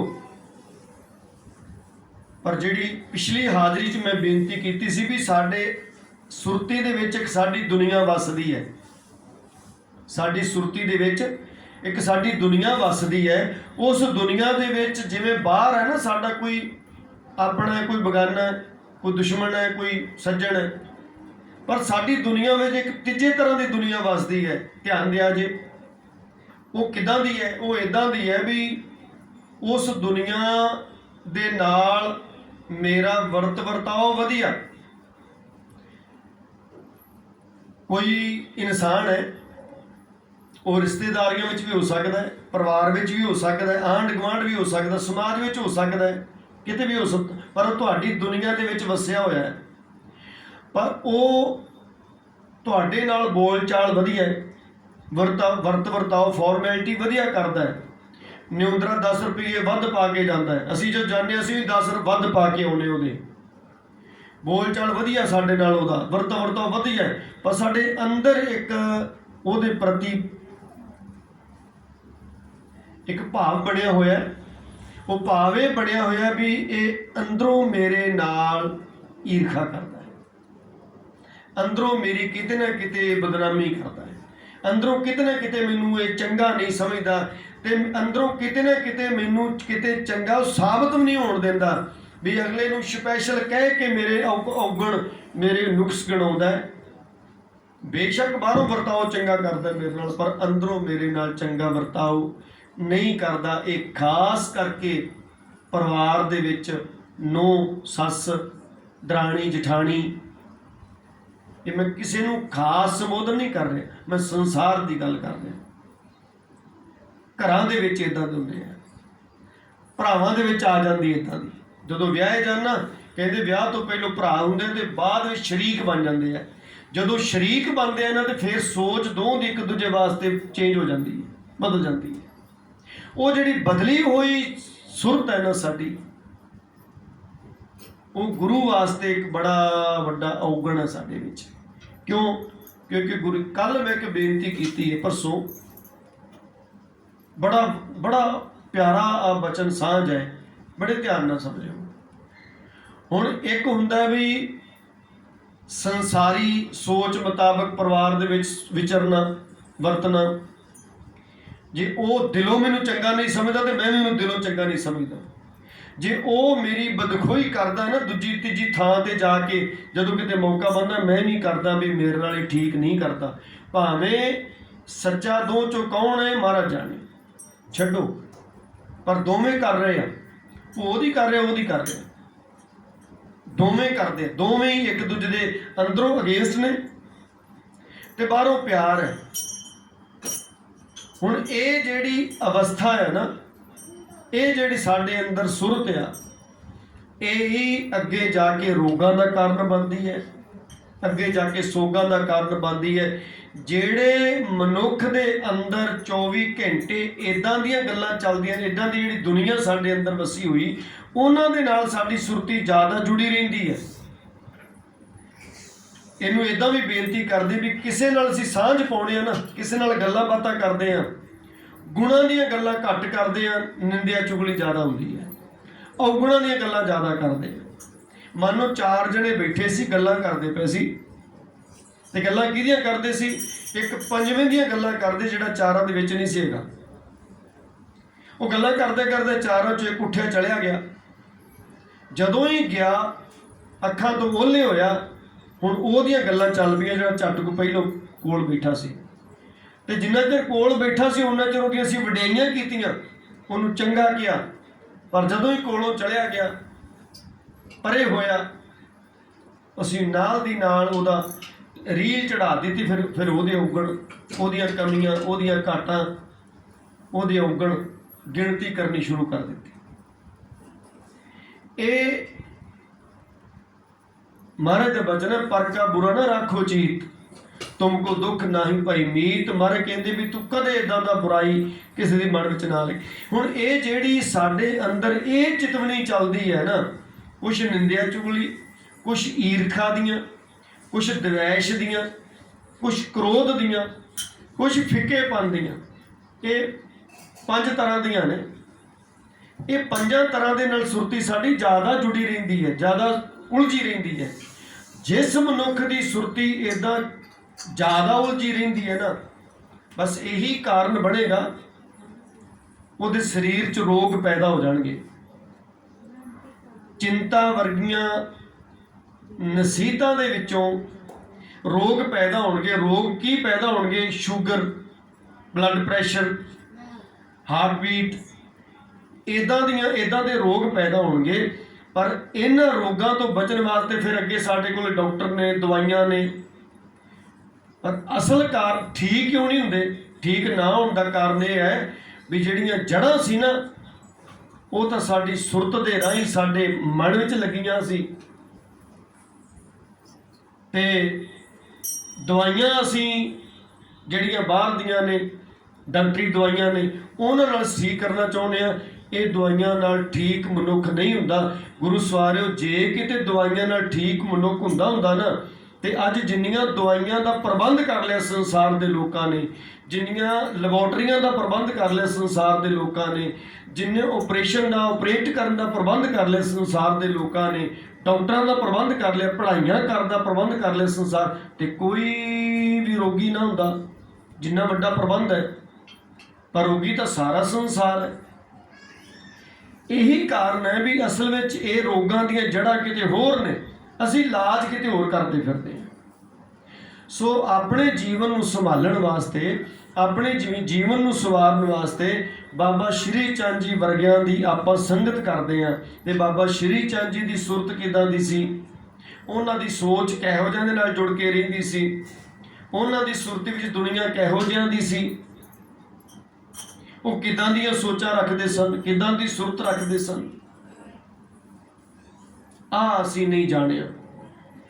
ਜਿਸ ਕਰਕੇ ਹੀ ਸਾਡਾ ਜੀਵਨ, ਅਸੀਂ ਸਭ ਕੁਝ ਕਰਦੇ ਹੋਏ ਵੀ ਅੱਜ ਦੁੱਖਾਂ ਦੇ ਨਾਲ ਭਰੇ ਹੋਏ ਹਾਂ, ਅਸੀਂ ਗਮਾਂ ਦੇ ਨਾਲ ਭਰੇ ਹੋਏ ਹਾਂ, ਅਸੀਂ ਚਿੰਤਾਵਾਂ ਦੇ ਨਾਲ ਭਰੇ ਹੋਏ ਹਾਂ। ਆਹੀ ਕਾਰਨ ਹੈ। ਤੇ ਇਸ ਬਦਕਿਸਮਤੀ ਤੋਂ ਬਚਣ ਵਾਸਤੇ ਇੱਕੋ ਇੱਕ ਤਰੀਕਾ ਹੈ, ਅਸੀਂ ਆਪਣੇ ਜੀਵਨ ਨੂੰ ਸਵਾਰੀਏ। ਆਪ ਸਵਾਰ ਹੈ ਮੈਂ ਮਿਲੇ, ਮੈਂ ਮਿਲਿਆ ਸੁਖ ਹੋਏ। ਜਦੋਂ ਅਸੀਂ ਆਪਣਾ ਸਵਾਰਾਂਗੇ ਨਾ, ਆਪਣਾ ਅੰਦਰ ਸਵਾਰਾਂਗੇ, ਤੇ ਸਵਾਰਨ ਵਾਸਤੇ ਇਹੀ ਹੈ, ਵੱਧ ਤੋਂ ਵੱਧ ਬਾਣੀ ਪੜ੍ਹੀ ਜਾਵੇ। ਪਰ ਬਾਅਦ ਵਿੱਚ ਪਹਿਰਾ, ਆਪਾਂ ਕੋਈ ਵੀ ਰੋਗ ਦਾ ਇਲਾਜ ਕਰਾਉਣੇ ਆ ਨਾ, ਤੇ ਸਾਨੂੰ ਡਾਕਟਰ ਦਵਾਈ ਦਿੰਦਾ ਹੈ, ਤੇ ਦਵਾਈ ਦੇ ਕੇ ਨਾਲ ਪਰਹੇਜ਼ ਜ਼ਰੂਰ ਰੱਖਦਾ ਤੇ ਤਕੀਦ ਕਰਦਾ ਵੀ ਭਲਿਆ ਜੇ ਪਰਹੇਜ਼ ਨਾ ਕੀਤੋ ਹੀ ਤੇ ਮੇਰੀ ਦਵਾਈ ਨੇ ਅਸਰ ਨਹੀਂ ਹੋ ਕਰਨਾ। ਸਾਡੇ ਗੁਰੂ ਪਾਤਸ਼ਾਹ ਵੀ ਇਹੀ ਸਾਨੂੰ ਤਾਕੀਦ ਕਰਦੇ ਹੈ ਕਿ ਭਲਿਆ ਜੇ ਤੂੰ ਨਾਮ ਜਪਦਾ ਹੈ ਨਾ, ਜਿਹੜੀ ਰਸਨਾ ਦੇ ਨਾਲ ਨਾਮ ਜਪਦਾ ਹੈ, ਉਸ ਰਸਨਾ ਦੇ ਨਾਲ ਮਤਾ ਤੇਰੀ ਰਸਨਾ ਤੋਂ ਕੋਈ ਮਿਥਿਆ ਬਚਨ, ਕੋਈ ਝੂਠਾ ਬਚਨ, ਕੋਈ ਵਿਅਰਥ ਬਚਨ, ਕੋਈ ਫਿੱਕਾ ਬਚਨ, ਇਹ 4 ਤਰ੍ਹਾਂ ਦੇ ਬੋਲ ਤੇਰੀ ਰਸਨਾ ਦੇ ਵਿੱਚੋਂ ਪ੍ਰਗਟ ਨਹੀਂ ਹੋਣੇ ਚਾਹੀਦੇ। ਮਿੱਠਾ ਬੋਲ, ਠੰਡਾ ਬੋਲ, ਸ਼ਾਂਤ ਚਿੱਤ ਰਹੇ। ਅੱਜ ਲੋੜ ਹੈ ਸੰਗਤ ਜੀ ਜੀਵਨ ਨੂੰ ਠਹਿਰਾਓ ਵਿੱਚ ਲੈ ਕੇ ਆਉਣ ਦੀ। ਜੀਵਨ ਨੂੰ ਖਿਲਾਰੀਏ, ਸੁਰਤ ਨੂੰ ਟਿਕਾਈਏ, ਖਿਲਾਰੀਏ ਸੁਰਤ ਨੂੰ। ਜਿਹੜੀ ਦੌੜ ਵਿੱਚ ਲੱਗੀ ਹੈ ਨਾ, ਇੱਥੋਂ ਤੱਕ ਸਾਡਾ ਸੁਭਾਅ ਬਣ ਗਿਆ ਵੀ ਨਿਤਨੇਮ ਕਰਨ ਲੱਗੇ ਨਾ, ਨਿਤਨੇਮ ਕਰਨ ਲੱਗਿਆ ਵੀ ਚਿੱਤ 'ਚ ਹੁੰਦੀ ਵੀ ਮੈਂ ਇੰਨੇ ਮਿੰਟਾਂ 'ਚ ਕਰ ਦੇਣਾ ਵਾ, ਵੀ ਇੰਨੇ ਮਿੰਟਾਂ ਜਪਜੀ ਸਾਹਿਬ ਮੈਂ ਕਰ, ਇੰਨੇ ਮਿੰਟਾਂ 'ਚ ਮੈਂ ਸੁਖਮਨੀ ਸਾਹਿਬ ਕਰ ਦੇਣਾ। ਨਹੀਂ ਭਲਿਆ, ये तो जे को खावे जे को पुंचै तिसका होए उदार।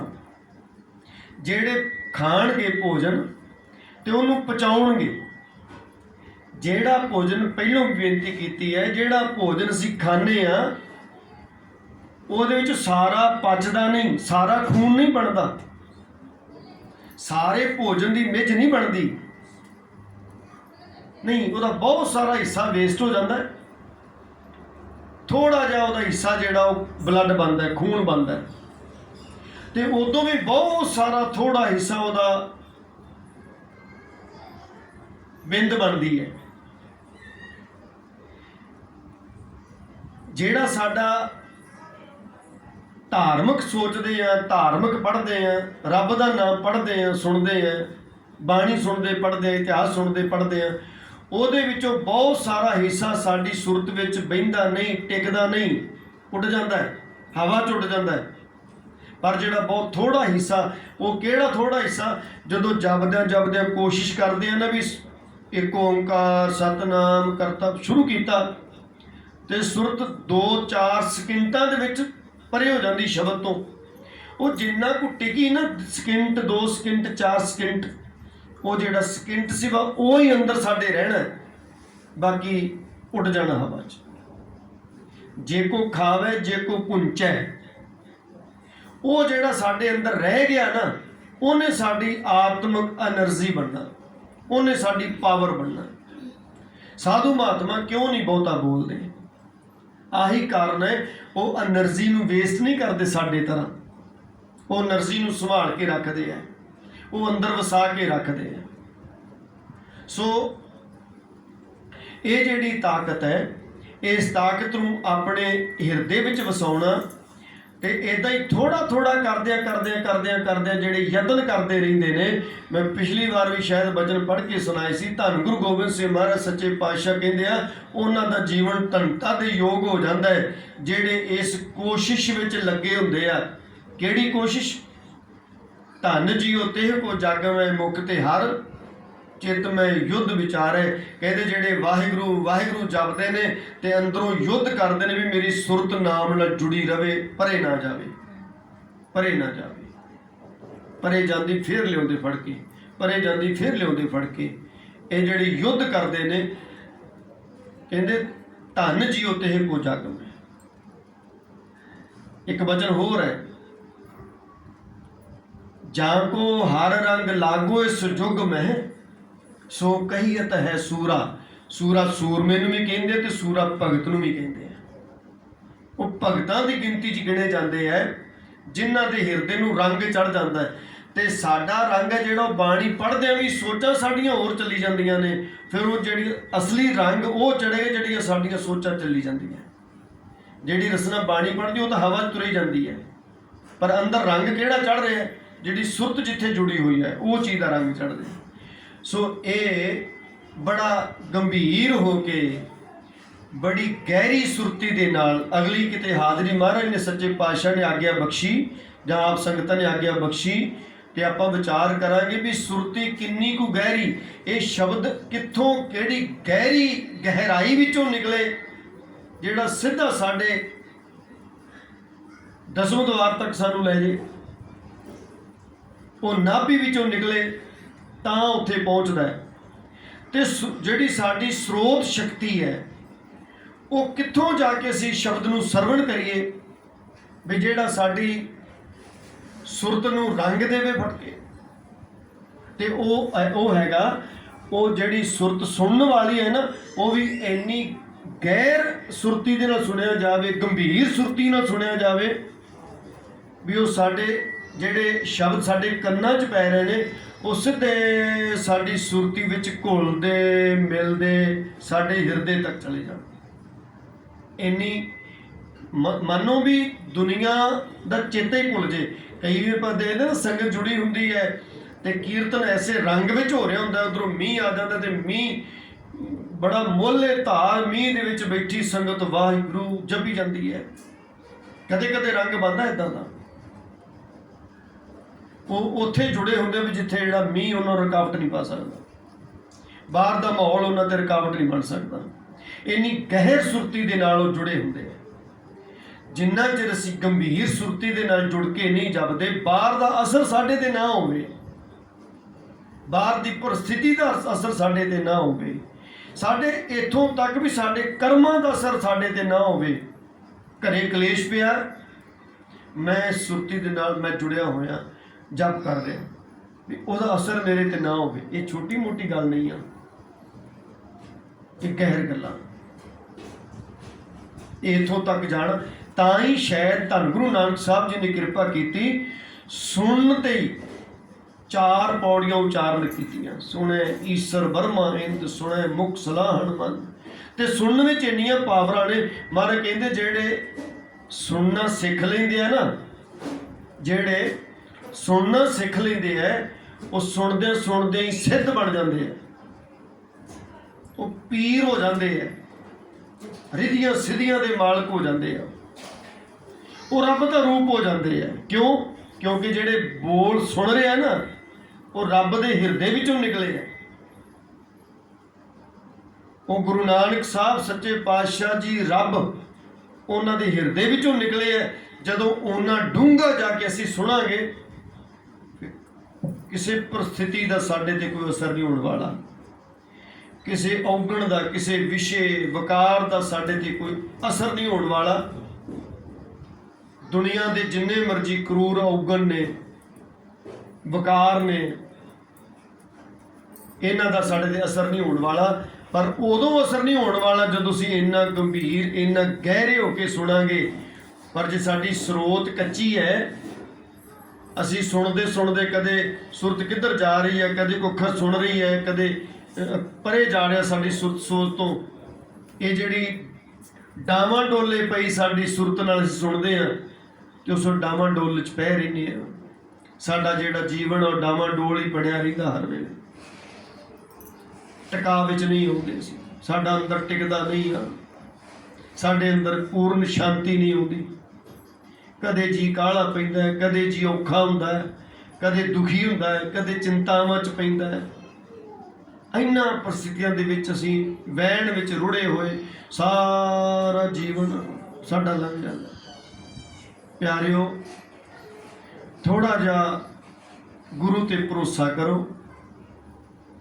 ਜਦੋਂ ਸਾਡੇ ਮਹਾਰਾਜ ਸਾਨੂੰ ਕਹਿੰਦੇ ਹੈ ਕਿ ਭਈ ਪ੍ਰਾਪਤ ਮਨੁੱਖ ਦੇ ਹੁਰੀਆ, ਗੋਬਿੰਦ ਮਿਲਣ ਕੇ ਤੇਰੀ ਬਰੀਆ, ਅਵਰ ਕਾਜ ਤੇਰੇ ਕਿਤੇ ਨ ਕਾਮ, ਮਿਲ ਸਾਧ ਸੰਗਤ ਭਾਜ ਕੇਵਲ ਨਾਮ। ਜਦੋਂ ਗੁਰੂ ਕਹਿੰਦਾ ਭਲਿਆ ਤੇਰੇ ਜਿਹੜੇ ਜਿੰਨੇ ਤੂੰ ਗੁਲਾਮੇ ਗਲ 'ਚ ਪਾਏ ਆ ਨਾ, ਇਹਨਾਂ ਗੁਲਾਮੇ ਨੇ ਤੇਰਾ ਕੱਖ ਨਹੀਂ ਉਹ ਸਵਾਰਨਾ। ਜਿੰਨੇ ਤੂੰ ਝੋਰਿਆਂ 'ਚ ਪਿਆ ਨਾ ਧੀਆਂ ਪੁੱਤਾਂ ਵਾਸਤੇ,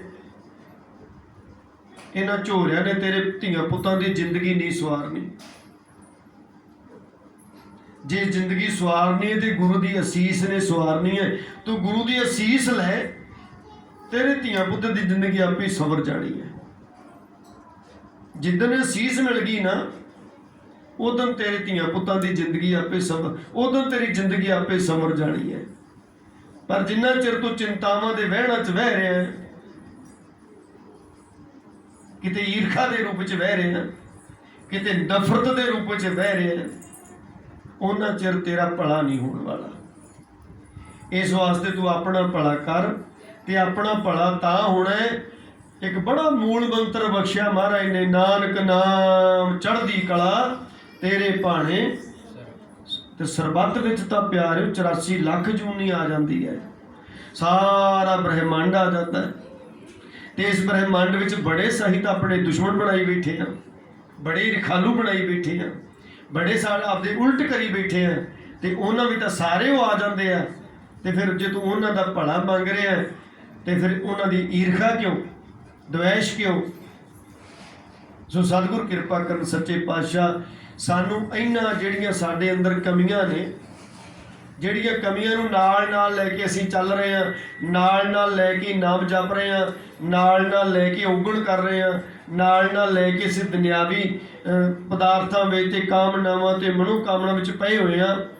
ਇੱਦਾਂ ਜਪਿਆ ਹੋਇਆ ਜਪ ਤੇਰੇ ਕੰਮ ਨਹੀਂ ਆਉਣਾ। ਨਹੀਂ, ਚਿੱਕੜ 'ਚੋਂ ਬਾਹਰ ਨਿਕਲ। ਇਹ ਚਿੱਕੜ ਹੈ, ਹਮ ਦੇਖਾ ਤੋ ਡੂਬਿਆ ਨਹੀਂ। ਉਹ ਡੁੱਬ ਜਾਂਦੇ ਨੇ, ਵਹਿੰਦੇ ਵਹਿੰਦੇ ਹੀ ਡੁੱਬ ਜਾਂਦੇ ਆ। ਜਿਹੜੇ ਚਿੱਕੜ ਚੋਂ ਬਾਹਰ ਨਹੀਂ ਨਿਕਲਦੇ। ਨਹੀਂ, ਤੂੰ ਚਿੱਕੜ ਚੋਂ ਬਾਹਰ ਨਿਕਲ, ਤੇ ਬਾਹਰ ਨਿਕਲ ਕੇ ਕੇਵਲ ਆਪਣੇ ਗੁਰੂ ਤੇ ਤੇਰੇ ਵਿੱਚ ਕੋਈ ਦੂਜੀ ਨਹੀਂ ਸੋਚ ਹੋਣੀ ਚਾਹੀਦੀ। ਜਦੋਂ ਆਪਾਂ ਗੁਰੂ ਨੂੰ ਆਵਾਜ਼ਾਂ ਮਾਰਦੇ ਆ ਨਾ, ਇੱਕ ਤਾਂ ਆਵਾਜ਼ ਹੁੰਦੀ ਵੀ ਮੈਨੂੰ ਆਹ ਚੀਜ਼ ਚਾਹੀਦੀ ਹੈ, ਕੋਈ ਸ਼ੱਕ ਨਹੀਂ ਉਹ ਚੀਜ਼ ਮਿਲ ਜਾਂਦੀ ਹੈ। ਆਹ ਵਸਤੂ ਚਾਹੀਦੀ ਹੈ, ਆਪਾਂ ਸੁਰਤ ਵਿੱਚ ਇਹ ਰੱਖਿਆ ਤੇ ਉਧਰੋਂ ਬਾਣੀ ਪੜ੍ਹ ਰਹੇ ਆ, ਕੋਈ ਸ਼ੰਕਾ ਨਹੀਂ, ਦੁਨਿਆਵੀ ਲੋੜਾਂ ਸਭ ਪੂਰੀਆਂ ਹੋ ਜਾਂਦੀਆਂ, ਪਰ ਗੁਰੂ ਦਾ ਪ੍ਰੇਮ ਨਹੀਂ ਮਿਲਦਾ। ਸਾਡਾ ਇਹ ਭਾਵਨਾ ਹੋਣੀ ਚਾਹੀਦੀ ਵੀ ਸਾਈਆਂ ਮੈਨੂੰ ਤੂੰ ਚਾਹੀਦਾ, ਮੇਰਾ ਤਾਂ ਤੇਰੇ ਤੱਕ ਮਤਲਬ ਹੈ, ਮੇਰਾ ਤੇਰੇ ਤੋਂ ਬਿਨਾਂ ਨਹੀਂ ਸਰਨਾ, ਮੇਰਾ ਜੀਵਨ ਤੇਰੀ ਮੌਜੂਦਗੀ ਨਾਲ ਹੀ ਸੰਵਰ ਸਕਦਾ, ਮੈਨੂੰ ਤੂੰ ਚਾਹੀਦਾ, ਮੈਨੂੰ ਹੋਰ ਕੁਝ ਨਹੀਂ ਚਾਹੀਦਾ। ਇੱਥੇ ਅਵਸਥਾ ਲੈ ਕੇ ਆਈਏ। ਜੇ ਬਾਣੀ ਪੜ੍ਹੀ ਹੈ ਨਾ, ਤੇ ਬਾਣੀ ਪੜ੍ਹ ਕੇ ਕਹੀਏ ਮਾਲਕਾ ਤੂੰ ਚਾਹੀਦਾ ਹੈ, ਤੂੰ ਚਾਹੀਦਾ, ਜਿੰਨਾ ਚਿਰ ਤੂੰ ਨਹੀਂ ਮਿਲਦਾ ਮੈਂ ਤੇਰੇ ਨਾਮ ਨਾਲ ਜੁੜਿਆ ਰਵਾਂ, ਆਹ ਅਸੀਸ ਚਾਹੀਦੀ ਹੈ ਬਸ। ਇਹ ਤੋਂ ਘੱਟ ਮੈਨੂੰ ਕੁਛ ਨਹੀਂ ਚਾਹੀਦਾ। ਥੋੜੇ ਦਿਨਾਂ 'ਚ ਖੇਡ ਬਣ ਜਾਣੀ ਹੈ। ਮੈਂ ਪਿਛਲੀ ਵਾਰ ਬੇਨਤੀ ਕਰਕੇ ਗਿਆ ਸਾਂ ਵੀ 15 ਮਿੰਟ ਇੱਦਾਂ ਦੀ ਸੁਰਤ ਬਣਾ ਕੇ, ਸਵਾਰਥਾਂ ਤੋਂ ਉੱਚੇ ਹੋ ਕੇ, ਔਗਣਾਂ ਤੋਂ ਉੱਚੇ ਹੋ ਕੇ, ਇੱਦਾਂ ਦੀ ਸੁਰਤ ਬਣਾ ਕੇ ਵੀ ਮਾਲਕਾ ਤੇਰੇ ਪ੍ਰੇਮ ਤੋਂ ਬਿਨਾਂ ਮੈਨੂੰ ਕੁਝ ਨਹੀਂ ਚਾਹੀਦਾ। ਇਹ ਸੁਰਤ ਬਣਾ ਕੇ 15 ਮਿੰਟ ਵਾਹਿਗੁਰੂ ਸ਼ਬਦ ਦਾ ਜਪ ਕਰਨਾ ਹੈ, ਔਰ ਥੋੜਾ ਜਿਹਾ ਉੱਚੀ ਕਰਨਾ ਹੈ। ਜਿਹੜਾ ਆਪਣੇ ਆਪ ਨੂੰ ਸੁਣੇ, ਸਾਵਧਾਨ ਹੋ ਕੇ ਜਪਣਾ ਹੈ, ਇਕਾਗਰ ਚਿੱਤ ਹੋ ਕੇ ਜਪਣਾ ਹੈ। ਥੋੜੇ ਜਿਹੇ ਦਿਨਾਂ 'ਚ ਖੇਡ ਬਣ ਜਾਂਦੀ ਹੈ। ਕਰਕੇ ਦੇਖਿਓ। ਜਿਹੜੀਆਂ ਸਾਡੀ ਸੁਰਤੀ ਵਿੱਚ ਘੁੰਮਦੀਆਂ ਨਾ, ਇਹ ਘੁੰਮਣ ਘੇਰੀਆਂ ਨੇ, ਸਾਨੂੰ ਕਿਸੇ ਤਣ ਪੱਤਣ ਨਾਲ ਲੱਗਣ ਦਿੱਤਾ ਤੇ ਨਾਲ ਲੱਗਣ ਦੇਣਾ ਆ। ਜੇ ਅਸੀਂ ਤਣ ਪੱਤਣ ਲੱਗਣਾ ਚਾਹੁੰਦੇ ਆ ਨਾ, ਤੇ ਫਿਰ ਅਸੀਂ ਇਹਨਾਂ ਘੁੰਮਣ ਘੇਰੀਆਂ 'ਚੋਂ ਬਾਹਰ ਨਿਕਲ ਗਏ। ਇਸ ਸੰਸਾਰ ਤੇ ਆਏ ਕਾਹਦੇ ਲਈ ਆ? ਆਮ ਬੇਨਤੀ ਕਰਦਾ ਮੈਂ, ਜਦੋਂ ਰਾਤ ਨੂੰ ਸੌਂਦੇ ਹੋ ਨਾ, ਸੌਣ ਲੱਗੇ ਸੋਚਿਓ ਥੋੜਾ ਜਿਹਾ 2 ਮਿੰਟਾਂ ਵਾਸਤੇ, ਜ਼ਿਆਦਾ ਸਮੇਂ ਦੀ ਲੋੜ ਨਹੀਂ ਪੈਣੀ, 2 ਮਿੰਟਾਂ ਵਾਸਤੇ ਚੌਂਕੜਾ ਮਾਰ ਲਿਓ। ਜਿਹੜੇ ਮੰਜੇ ਤੇ ਸੌਣਾ ਨਾ, ਜਿਹੜੇ ਬੈੱਡ ਤੇ ਸੌਣਾ, ਉਸੇ ਬੈੱਡ ਤੇ ਚੌਂਕੜਾ ਮਾਰ ਲਿਓ, ਅੱਖਾਂ ਬੰਦ ਕਰ ਲਿਓ, ਆਪਣੇ ਆਪ ਨਾਲ ਜੁੜ ਜਿਓ, ਤੇ ਆਪਣੇ ਆਪ ਨਾਲ ਜੁੜ ਕੇ ਆਪਣੇ ਆਪ ਨੂੰ ਪੁੱਛਿਓ ਵੀ ਤੂੰ ਆਇਆ ਕਿੱਥੋਂ ਹੈ, ਜਨਮ ਤੋਂ ਪਹਿਲਾਂ ਕਿੱਥੇ ਸੈਂ। ਤੇ ਇਦੋਂ ਅਗਲਾ ਸਵਾਲ ਆਪਣੇ ਆਪ ਨੂੰ ਕਰਿਓ ਵੀ ਆਇਆ ਕੀ ਲੈਣ ਇੱਥੇ, ਕੀ ਕੰਮ ਸੀ ਇੱਥੇ ਤੇਰੇ ਆਉਣ ਦਾ। ਆਹ ਪਰਿਵਾਰ, ਇਹ ਤਾਂ ਅਗਿਆਨਤਾ ਦੀ ਗੱਲ ਹੈ। ਪਰਿਵਾਰ ਤਾਂ ਇੱਥੇ ਆ ਕੇ ਬਣਿਆ। ਜਿਹੜਾ ਮੇਰਾ ਬਾਪ ਹੈ, ਮੇਰੇ ਜੰਮਣ ਤੋਂ ਪਹਿਲਾਂ ਉਹ ਕਿੱਥੇ ਸੀ? ਬੇਸ਼ੱਕ ਉਹ ਦੁਨੀਆ ਤੇ ਸੀ, ਪਰ ਮੇਰਾ ਕੀ ਸੰਬੰਧ ਸੀ ਉਹਦੇ ਨਾਲ? ਕੋਈ ਸੰਬੰਧ ਨਹੀਂ ਸੀ। ਕਰਮਾਂ ਦੀ ਬਦੌਲਤ, ਕਰਮਾਂ ਦੇ ਕਾਰਨ ਸਾਡੇ ਕਰਮ ਮਿਕਸ ਸੀਗੇ। ਸਾਡੇ ਕਰਮ ਪਿੱਛੋਂ ਲੈ ਕੇ ਲੜੀ ਤੁਰੀ ਆਉਂਦੀ ਹੈ। ਉਹਨਾਂ ਕਰਮਾਂ ਦੇ ਬੱਧੇ ਹੋਏ ਪਰਿਵਾਰ ਬਣ ਗਏ ਅਸੀਂ, ਇੱਕ ਦੂਜੇ ਨਾਲ ਲੈਣਾ ਦੇਣਾ। ਇਹ ਬੜੀ ਵੱਡੀ ਨਿਸ਼ਾਨੀ ਹੈ। ਅਸੀਂ ਪੁੱਤਰ ਕਾਹਦੇ ਲਈ ਜੰਮਦੇ ਆ? ਸੁੱਖ ਲੈਣ ਲਈ। ਪਰ ਅੱਜ ਪਰਿਵਾਰਾਂ ਦੇ ਪਰਿਵਾਰ ਆਪਣੇ ਪੁੱਤਰਾਂ ਤੋਂ ਦੁਖੀ ਨੇ। ਜੇ ਪੁੱਤਰ ਕੇਵਲ ਸੁੱਖ ਦਾ ਸਾਧਨ ਹੁੰਦੇ, ਤੇ ਅੱਜ ਜਿਨ੍ਹਾਂ ਦੇ ਕੋਲ ਪੁੱਤਰ ਨੇ ਉਹ ਸਭ ਸੁਖੀ ਹੁੰਦੇ। ਇਹ ਬੜੀ ਵੱਡੀ ਨਿਸ਼ਾਨੀ ਹੈ ਵੀ ਪੁੱਤਰ ਦੀ ਕੋਈ ਗੱਲਬਾਤ ਨਹੀਂ, ਗੱਲ ਕਰਮਾਂ ਦੀ ਹੈ। ਇੱਕ ਪੁੱਤਰ ਜੰਮਿਆ ਮੇਰੇ ਘਰੇ, ਮੈਨੂੰ ਅੰਤਾਂ ਦਾ ਸੁੱਖ ਦੇ ਰਿਹਾ, ਤੇ ਇੱਕ ਪੁੱਤਰ ਜੰਮਿਆ ਜਿਹੜਾ ਅੰਤਾਂ ਦਾ ਦੁੱਖ ਦੇ ਰਿਹਾ ਮੈਨੂੰ। ਜੇ ਪੁੱਤਰਾਂ 'ਚ ਸੁੱਖ ਹੁੰਦਾ ਨਾ, ਤੇ ਫਿਰ ਦੋਵੇਂ ਪੁੱਤਰ ਹੀ ਸੁੱਖ ਦਿੰਦੇ। ਇਹ ਦੋਵੇਂ, ਇੱਕ ਦੁੱਖ ਤੇ ਇੱਕ ਸੁੱਖ। ਇੱਦਾਂ ਨਾ ਹੁੰਦਾ। ਜੇ ਇੱਦਾਂ ਹੋ ਰਿਹਾ ਤੇ ਫਿਰ ਨਿਸ਼ਾਨੀ ਹੈ ਬੜੀ ਵੱਡੀ। ਇਹ ਤੇਰੇ ਕਰਮਾਂ ਦੀ ਖੇਡ ਹੈ। ਤੇਰੇ ਕਰਮ ਇੱਦਾਂ ਦੇ ਸੀ। ਉਹ ਜੰਮੇ ਹੀ ਤੈਨੂੰ ਦੁੱਖ ਦੇਣ ਵਾਸਤੇ, ਉਹ ਜੰਮੇ ਹੀ ਤੈਨੂੰ ਸੁੱਖ ਦੇਣ ਵਾਸਤੇ। ਤੇਰੇ ਕਰਮ ਹੀ ਇੱਦਾਂ ਦੇ ਉਹਦੇ ਨਾਲ ਸੰਬੰਧਿਤ ਨੇ ਵੀ ਉਹ ਕਰਮਾਂ ਦਾ ਨਿਬੇੜਾ ਹੀ ਤਾਂ ਹੋਣਾ ਜੇ ਤੈਨੂੰ ਤਾਏਗਾ, ਤਾਂ ਤੈਨੂੰ ਦੁਖੀ ਕਰੇਗਾ, ਤਾਂ ਤੈਨੂੰ ਪਰੇਸ਼ਾਨ ਕਰੇਗਾ। ਉਹਦੇ ਕਰਮਾਂ ਦਾ ਹਿਸਾਬ ਹੋਣਾ ਹੀ ਤਾਂ ਆ, ਤੇ ਉਹਦੇ ਕਰਮਾਂ ਦਾ ਹਿਸਾਬ ਲੈਣ ਆਇਆ। ਤੇ ਮੈਂ ਬੇਨਤੀ ਕਰਦਾ, ਇੱਕੋ ਹੀ ਬੜਾ ਵੱਡਾ, ਬੜੀ ਵੱਡੀ ਖੇਡ ਹੈ ਵੀ ਮਨ ਵਿੱਚ ਸੋਚ ਲੈ ਵੀ ਮੇਰਾ ਇਸ ਦੁਨੀਆ ਤੇ ਕੋਈ ਨਹੀਂ ਹੈ। ਮਾਲਕਾ ਤੇਰੇ ਤੋਂ ਬਿਨਾਂ ਮੇਰਾ ਕੋਈ ਨਹੀਂ। ਤੇ ਫਿਰ ਤੇਰਾ ਜਿਹੜਾ ਬਾਪ ਹੈ ਕੌਣ ਹੈ? ਇਹ ਤੂੰ ਹੈ। ਤੂੰ ਮੇਰਾ ਬਾਪ ਬਣ ਕੇ, ਤੂੰ ਮੇਰੀ ਮਾਂ ਬਣ ਕੇ ਮੈਨੂੰ ਜਨਮ ਦਿੱਤਾ, ਮੇਰੇ ਤੇ ਪਰਉਪਕਾਰ ਕੀਤਾ, ਮੈਨੂੰ ਦੁਨੀਆ ਵਿਖਾਈ। मालका तू मेरा प्यो बन के, तू मेरी माँ बन के, ਜਦੋਂ मैं बिल्कुल छोटा, मेरे हथ पैर कोई काम नहीं सी करते, तू मैनू माँ बन के मैनू दुध पियाया, मैनू पालिया, मेरी गंदगी धोती। मालका तू सै, तेरे तो बिना कौन कर सकता है। तू मेरा बाप बन के मैनू पालिया, पढ़ाया लिखाया, वड्डा कीता। मालका तेरे तो बिना कौन कर सकता ही। ते बाप समझ ले भी आ जिहड़ा पोता है ना, मैनू पता मैं बुढ़े होना है। तो जिवें छोटे जे बच्चे के अंग नहीं काम करते, हथ पैर काम नहीं करते, छोटे छोटे हथ है ने पर रोटी आप नहीं खा सकता, छोटे छोटे पैर है ने पर अजे तुर नहीं सकता। माँ ते प्यो नूं दोवां ਉਂਗਲਾਂ ਤੋਂ फड़ना पैंदा। ते साइयां जे तू ही है जिहड़े इन्ने वड्डे बेरे ते परोपकार करदा। माँ बाप तां स्वार्थी ने, वो तां स्वार्थ लैण वास्ते। ते साइयां आ जिहड़ा पुੱਤ है, मालका तू ही मेरे घरे पुੱਤ बन के आ गया। क्यों आया है? क्योंकि मैं बुढ़े होना, जो बुढ़ेपा होना ना, उदों भी ना हथ काम करने ते ना पैर काम करने, मंजे ते पै जाना। ये महापुरखों की एक दस्तान दे के पखीमा दे जा चुकोईए। एक साडे बिल्कुल लागे ही नानकसर दे नानक आश्रम है, गुरु नानक आश्रम है। उस आश्रम के महापुरख होंदे सी, हुण तां सरीर करके चले गए, संत बाबा निरंजन सिंह जी साडे गुआढ़ दे विच। उन्हां दे गड़वई होंदे सी, मेरे को नाम तां विसर गया उन्हां दा। वो बुढ़ेपे विच आए ते शरीर उन्हां दा भारा सी ते अधरंग दा अटैक हो गया। अधरंग दा अटैक हो गया ते मंजे ते पै गए। हुण संगत आउंदी है पता लैण, ते सारे आण के लफ्ज ही दो चार हुंदे अपने कोले भी बाबा जी बड़ा माड़ा होया। वो हुण सारिਆਂ ਨੂੰ ਤਾਂ हर एक तरह की गल नहीं की जाती हुंदी, क्योंकि संसारियों ਨੂੰ संसार की गल ही समझ आउंदी है। हुण आ बोल तुहाडे वास्ते एक संजीवनी बूटी हो सकती है, बड़ा वड्डा लाहा लै सकदे हो तुसीं इन्हां बोलां तो, इस विचार तो, इस सत्संग तो। ते जिहड़े सत्संग दे नाल नहीं संबंधित, वो कहते एवें विहले ने बैठे गल्लां मारी, विहले ने, इन्हां नूं काम है नहीं कोई भी, ना बीबियां नूं भैणां नूं काम है, ना इन्हां नूं काम, विहले ने, ये विहलियां दा काम है। वो इदां कहंदे। हुण वो सारिਆਂ ਨੂੰ इदां, पर एक रंगी रूह आई उन्हां दे कोल ते आण के उन्हें भी लफ्ज़ यही वरते भी महापुरखो बड़ा औखा हो गया भी इस उम्र दे विच आके अधरंग दा अटैक। हुण जिहड़ी किरिया ये भी नहीं सोच सकदी भी चुक के लैके जाना पैना। ते उन्हां दे अगों बोल पता की सीगा, सुणियो। उन्हां दे बोल सी भी नहीं गुरमुखा, सानू तो कोई फर्क नहीं पिया, असी तो बचपन का आनंद माण रहे हैं, पर साडी संगत मां औखी हो गई है। उस महापुरखों के ना पुत ने संभालिया, ना धी ने, दो पुत्र ने उन्होंने नाल कोठी है, नहीं संभालिया, ना धी ने संभालिया, ना पुत्ता ने संभालिया। संगत संभाल रही, संगत ने इन्ना कुछ संभालिया। दो वक्त उन्होंने कमरे च रह रहा सहब होंदी है, कीर्तन होंदा है, नितनेम होंदा, सूर्य अमृत वेले नितनेम होंदा है, आसा जी दीवार का कीर्तन होंदा शाम। उन्होंने महापुरखों के कमरे नूं ही गुरुद्वारा बनाया होया। तो जदों अधरंग का अटैक होया तो संगत ही नहीं संभालिया, संगत ने इशनान कराउणा, किरिया सुधनी, सारा चुक के लैके जाना, नहा धुआ के कपड़े बदलने। कहते असी तो बचपन का आनंद माण रहे हैं, पर साडी संगत मां औखी हो गई है। क्यों? क्योंकि बचपन च शरीर छोटा जिहा सी ते मां साडे शरीर की संभाल आराम नाल कर लैंदी सी कल्ली, ते अज शरीर भारा आ ते संगत मां औखी हो गई है। इनू चुक के ले जाना, नहाउणा धोना औखा हो गया। सानू कोई फर्क नहीं पिया, इसका बचपन का आनंद माण रहे हैं। बचपन च भी हथ पैर काम नहीं करते, बुढ़ेपे च भी काम नहीं करते।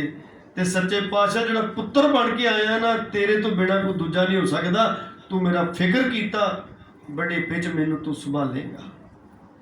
जिहदी इदां दी सुरत होएगी ना, गुरमुखो लाजमी उन्होंने संभालण वाले हाज़र हो जाणगे।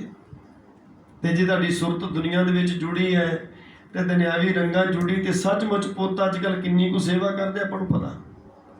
ਇਸ ਵਾਸਤੇ ਮੈਂ ਤਾਂ ਬੇਨਤੀ ਕਰੂੰ, ਆਪ ਸੰਗਤ ਸਿਆਣੇ ਹੋ, ਆਪਣੀ ਸੁਰਤ ਨੂੰ ਉੱਚਾ ਚੁੱਕੋ, ਨਾਮ ਨਾਲ ਜੁੜਨ ਲੱਗੇ ਐਸਾ ਨਹੀਂ ਜਿਵੇਂ ਆਪਾਂ ਸੰਸਾਰੀ ਕੰਮ ਕਰਦੇ ਹਾਂ ਇੱਦਾਂ ਹੀ ਨਿਤਨੇਮ ਕਰ ਲਓ, ਤੁਰੇ ਫਿਰਦੇ ਨਿਤਨੇਮ ਕਰ ਲਓ। ਚਲੋ ਜਿਹਦੇ ਕੋਲ ਟਾਈਮ ਨਹੀਂ ਵੱਖਰੀ ਗੱਲ ਹੈ, ਜਾਂ ਇਹ ਵੀ ਬੜੀਆਂ ਅੱਗੇ ਜੁਗਤੀਆਂ ਨੇ ਵੀ ਤੁਰੇ ਫਿਰਦੇ ਵੀ ਕਿਵੇਂ ਸਫਲ ਕੀਤਾ ਜਾ ਸਕਦਾ ਹੈਗਾ। ਜੁਗਤੀਆਂ ਬਹੁਤ ਨੇ ਇੱਦਾਂ ਦੀਆਂ, ਬੜੀ ਮਤ ਸਾਧੂ ਮਹਾਤਮਾ ਬਖਸ਼ਦੇ ਆ ਵੀ ਤੂੰ ਤੁਰਿਆ ਪਿਆ, ਹੁਣ ਸਰੀਰ ਕੰਮ ਨਹੀਂ ਕਰਦਾ ਤੇ ਬਈ ਚੌਂਕੜਾ ਹੀ ਨਹੀਂ ਵੱਜਦਾ ਤੇ ਢਾਸ ਲਾ ਕੇ ਲੰਮਾ ਪਿਆ ਰਹਿੰਦਾ, ਤੇ ਉਹ ਫਿਰ ਸਿੱਖ ਲੈਂਦੇ ਨੇ ਵੀ ਇੱਦਾਂ ਹੀ ਕਿਵੇਂ ਸੁਰਤੀ ਨੂੰ ਜੋੜ ਕੇ ਰੱਖਣਾ, ਤੁਰੇ ਜਾਂਦੇ ਸੁਰਤੀ ਨੂੰ ਕਿਵੇਂ ਜੋੜ ਕੇ ਰੱਖਣਾ, ਪ੍ਰਸ਼ਾਦਾ ਬਣਾਉਂਦੇ ਕਿਵੇਂ ਸੁਰਤੀ ਨੂੰ ਜੋੜ ਕੇ ਰੱਖਣਾ। ਇਹ ਸਾਰਾ ਇੱਕ ਟ੍ਰੇਨਿੰਗ ਹੈ, ਤੇ ਇੱਦਾਂ ਦੀ ਸਤਸੰਗ ਦੇ ਵਿੱਚ ਬਹਿ ਕੇ ਟ੍ਰੇਨਿੰਗ ਮਿਲਦੀ ਹੈ। ਸਾਧੂ ਮਹਾਤਮਾ ਮਹਾਂਪੁਰਖ ਇਹੀ ਤਾਂ ਪਰਉਪਕਾਰ ਕਰਦੇ ਆ। ਸੋ ਅਸੀਂ ਆਪਣੀ ਸੁਰਤ ਨੂੰ ਸੰਭਾਲੀਏ, ਇਸ ਨਾਮ ਨੂੰ ਸਮਝੀਏ। ਇਹ ਨਾਮ ਆਮ ਪੜ੍ਹਾਈਆਂ ਵਰਗੀ ਇਹ ਪੜ੍ਹਾਈ ਨਹੀਂ, ਆਮ ਕੋਰਸਾਂ ਵਰਗੇ ਇਹ ਕੋਰਸ ਨਹੀਂ, ਆਮ ਟ੍ਰੇਨਿੰਗ ਵਰਗੀ ਇਹ ਟ੍ਰੇਨਿੰਗ ਨਹੀਂ। ਇਹ ਟ੍ਰੇਨਿੰਗ ਤੈਨੂੰ ਪਹਿਲਾਂ ਆਪਣੇ ਆਪ ਨਾਲ ਬਹੁਤ ਵੱਡੀ ਇਕਾਗਰਤਾ ਨਾਲ ਆਪਣੇ ਆਪ ਨਾਲ ਜੁੜਨਾ ਪੈਣਾ। ਫਿਰ ਤੈਨੂੰ ਆਪਣੇ ਆਪ ਨਾਲ ਜੁੜ ਕੇ ਜਦੋਂ ਸੁਣੇਗਾ ਨਾ ਤੇ ਸਮਝੇਗਾ, ਤੇ ਫਿਰ ਜਦੋਂ ਉਹ ਸਾਰਾ ਆਪਣੇ ਜਿਹਨ ਵਿੱਚ ਉਤਾਰੇਗਾ, ਤੇਰਾ ਜਨਮ ਆਪਣੇ ਆਪ ਸੰਵਰਨ ਲੱਗ ਜਾਏਗਾ।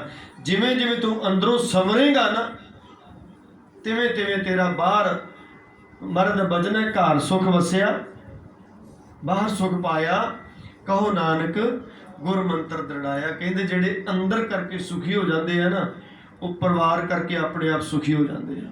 ਜਿਹੜੇ ਅੰਦਰ ਕਰਕੇ ਸੁਖੀ ਹੋ ਜਾਂਦੇ ਆ, ਉਹ ਆਪਣੇ ਕਾਰੋਬਾਰ ਕਰਕੇ ਆਪਣੇ ਆਪ ਸੁਖੀ ਹੋ ਜਾਂਦੇ ਆ। ਜਿਹੜੇ ਅੰਦਰ ਕਰਕੇ ਸੁਖੀ ਹੋ ਜਾਂਦੇ ਆ, ਉਹ ਸਾਰੇ ਸਮਾਜ ਕਰਕੇ ਆਪਣੇ ਆਪ ਸੁਖੀ। ਖੁਸ਼ ਰਹਿਣਾ ਤੇ ਖੁਸ਼ ਰੱਖਣਾ, ਇਹਨੂੰ ਕਿਵੇਂ ਸਮਝੋਗੇ? ਤੁਸੀਂ ਖੁਸ਼ ਰਹਿ ਕੇ ਫਿਰ ਦੂਜੇ ਨੂੰ ਖੁਸ਼ ਰੱਖ ਸਕਦੇ ਹੋ ਕਿ ਦੂਜੇ ਨੂੰ ਖੁਸ਼ ਕਰਕੇ ਫਿਰ ਤੁਹਾਨੂੰ ਖੁਸ਼ੀ ਮਿਲਦੀ ਹੈ? ਇਹ ਬੁਝਾਰਤ ਹੈ। ਕਿਵੇਂ ਸਮਝਦੇ ਹੋ ਆਪ ਜੀ?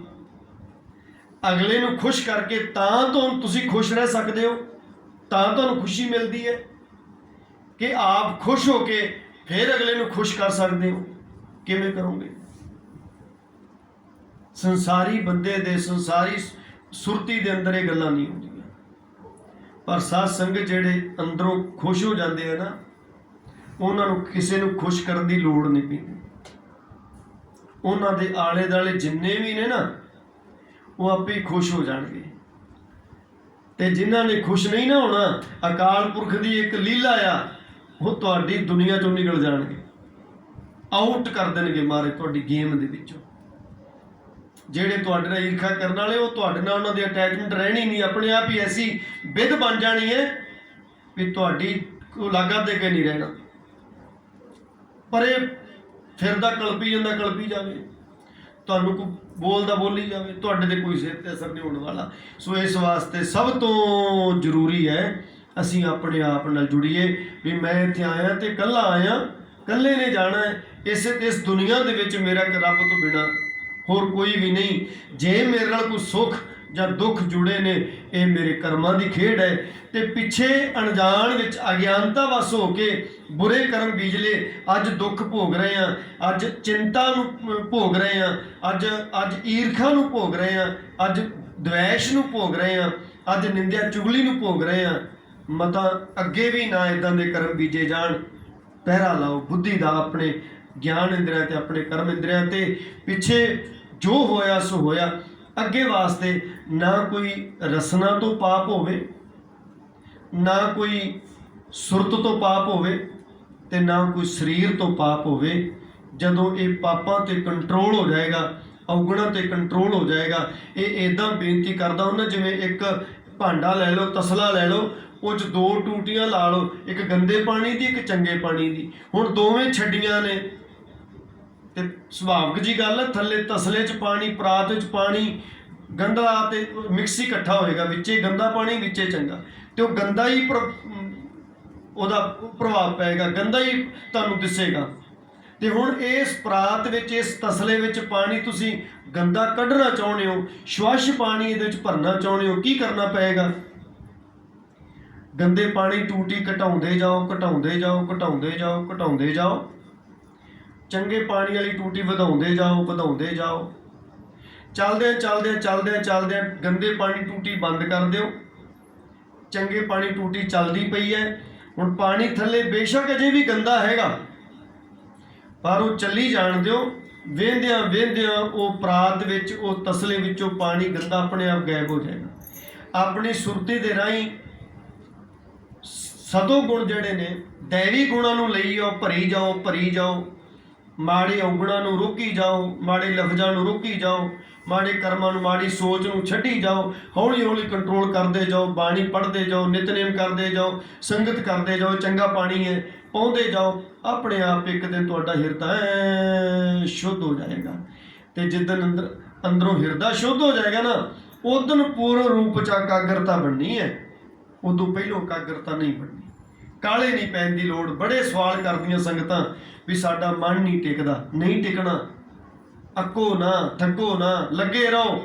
ਪਰ ਆ ਜਿਹੜੀ ਗੰਦੇ ਪਾਣੀ ਵਾਲੀ ਟੂਟੀ ਹੈ ਨਾ, ਇਹਦਾ ਧਿਆਨ ਕਰੋ, ਇਹਨੂੰ ਬੰਦ ਕਰੋ ਜਿਵੇਂ ਹੁੰਦੀ ਹੈ।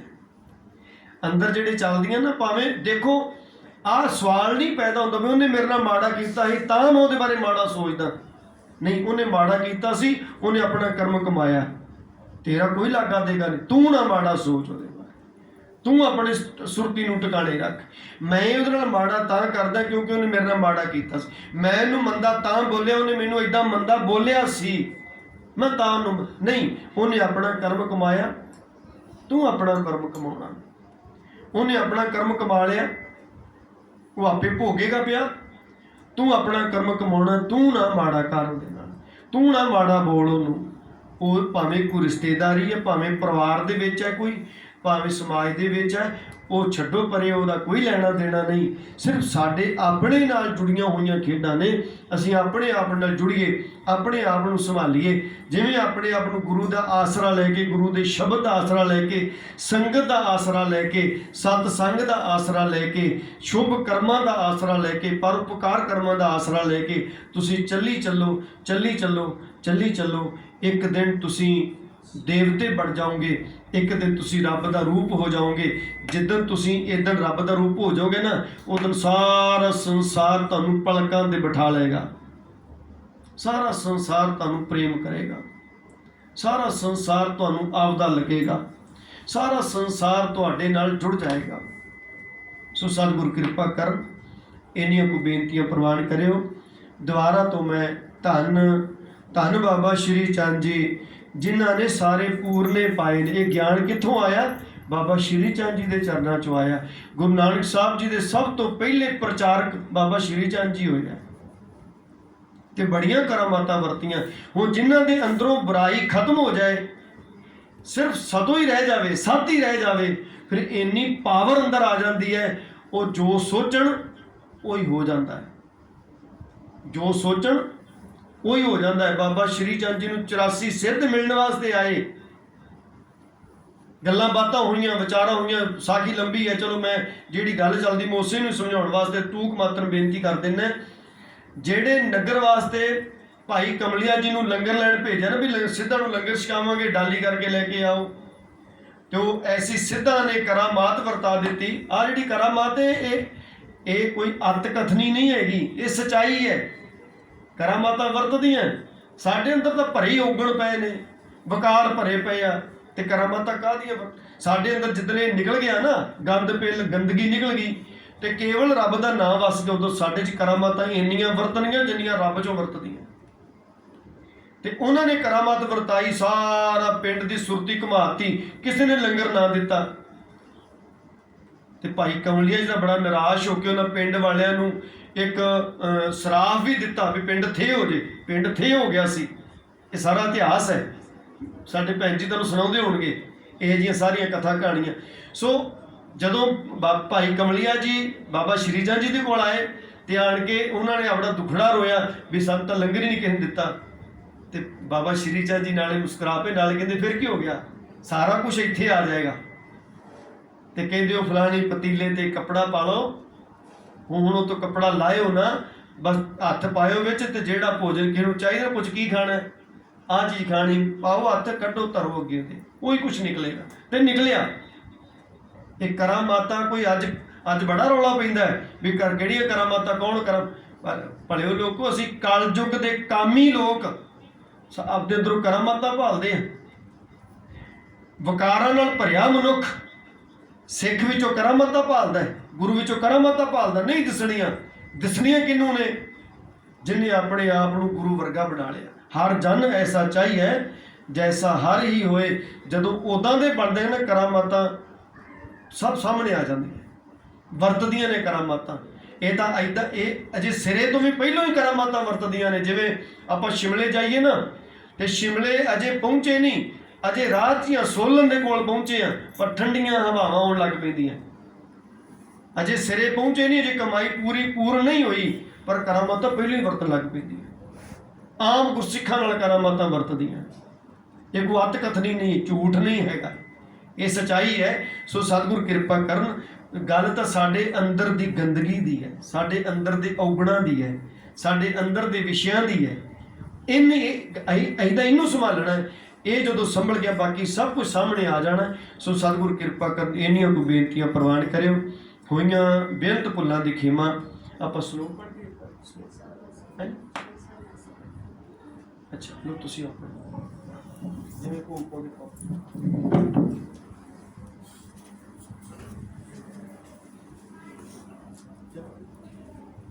ਦੁਬਾਰਾ ਕੱਟ ਕੇ ਤਾਂ ਕੱਟ ਲਾ।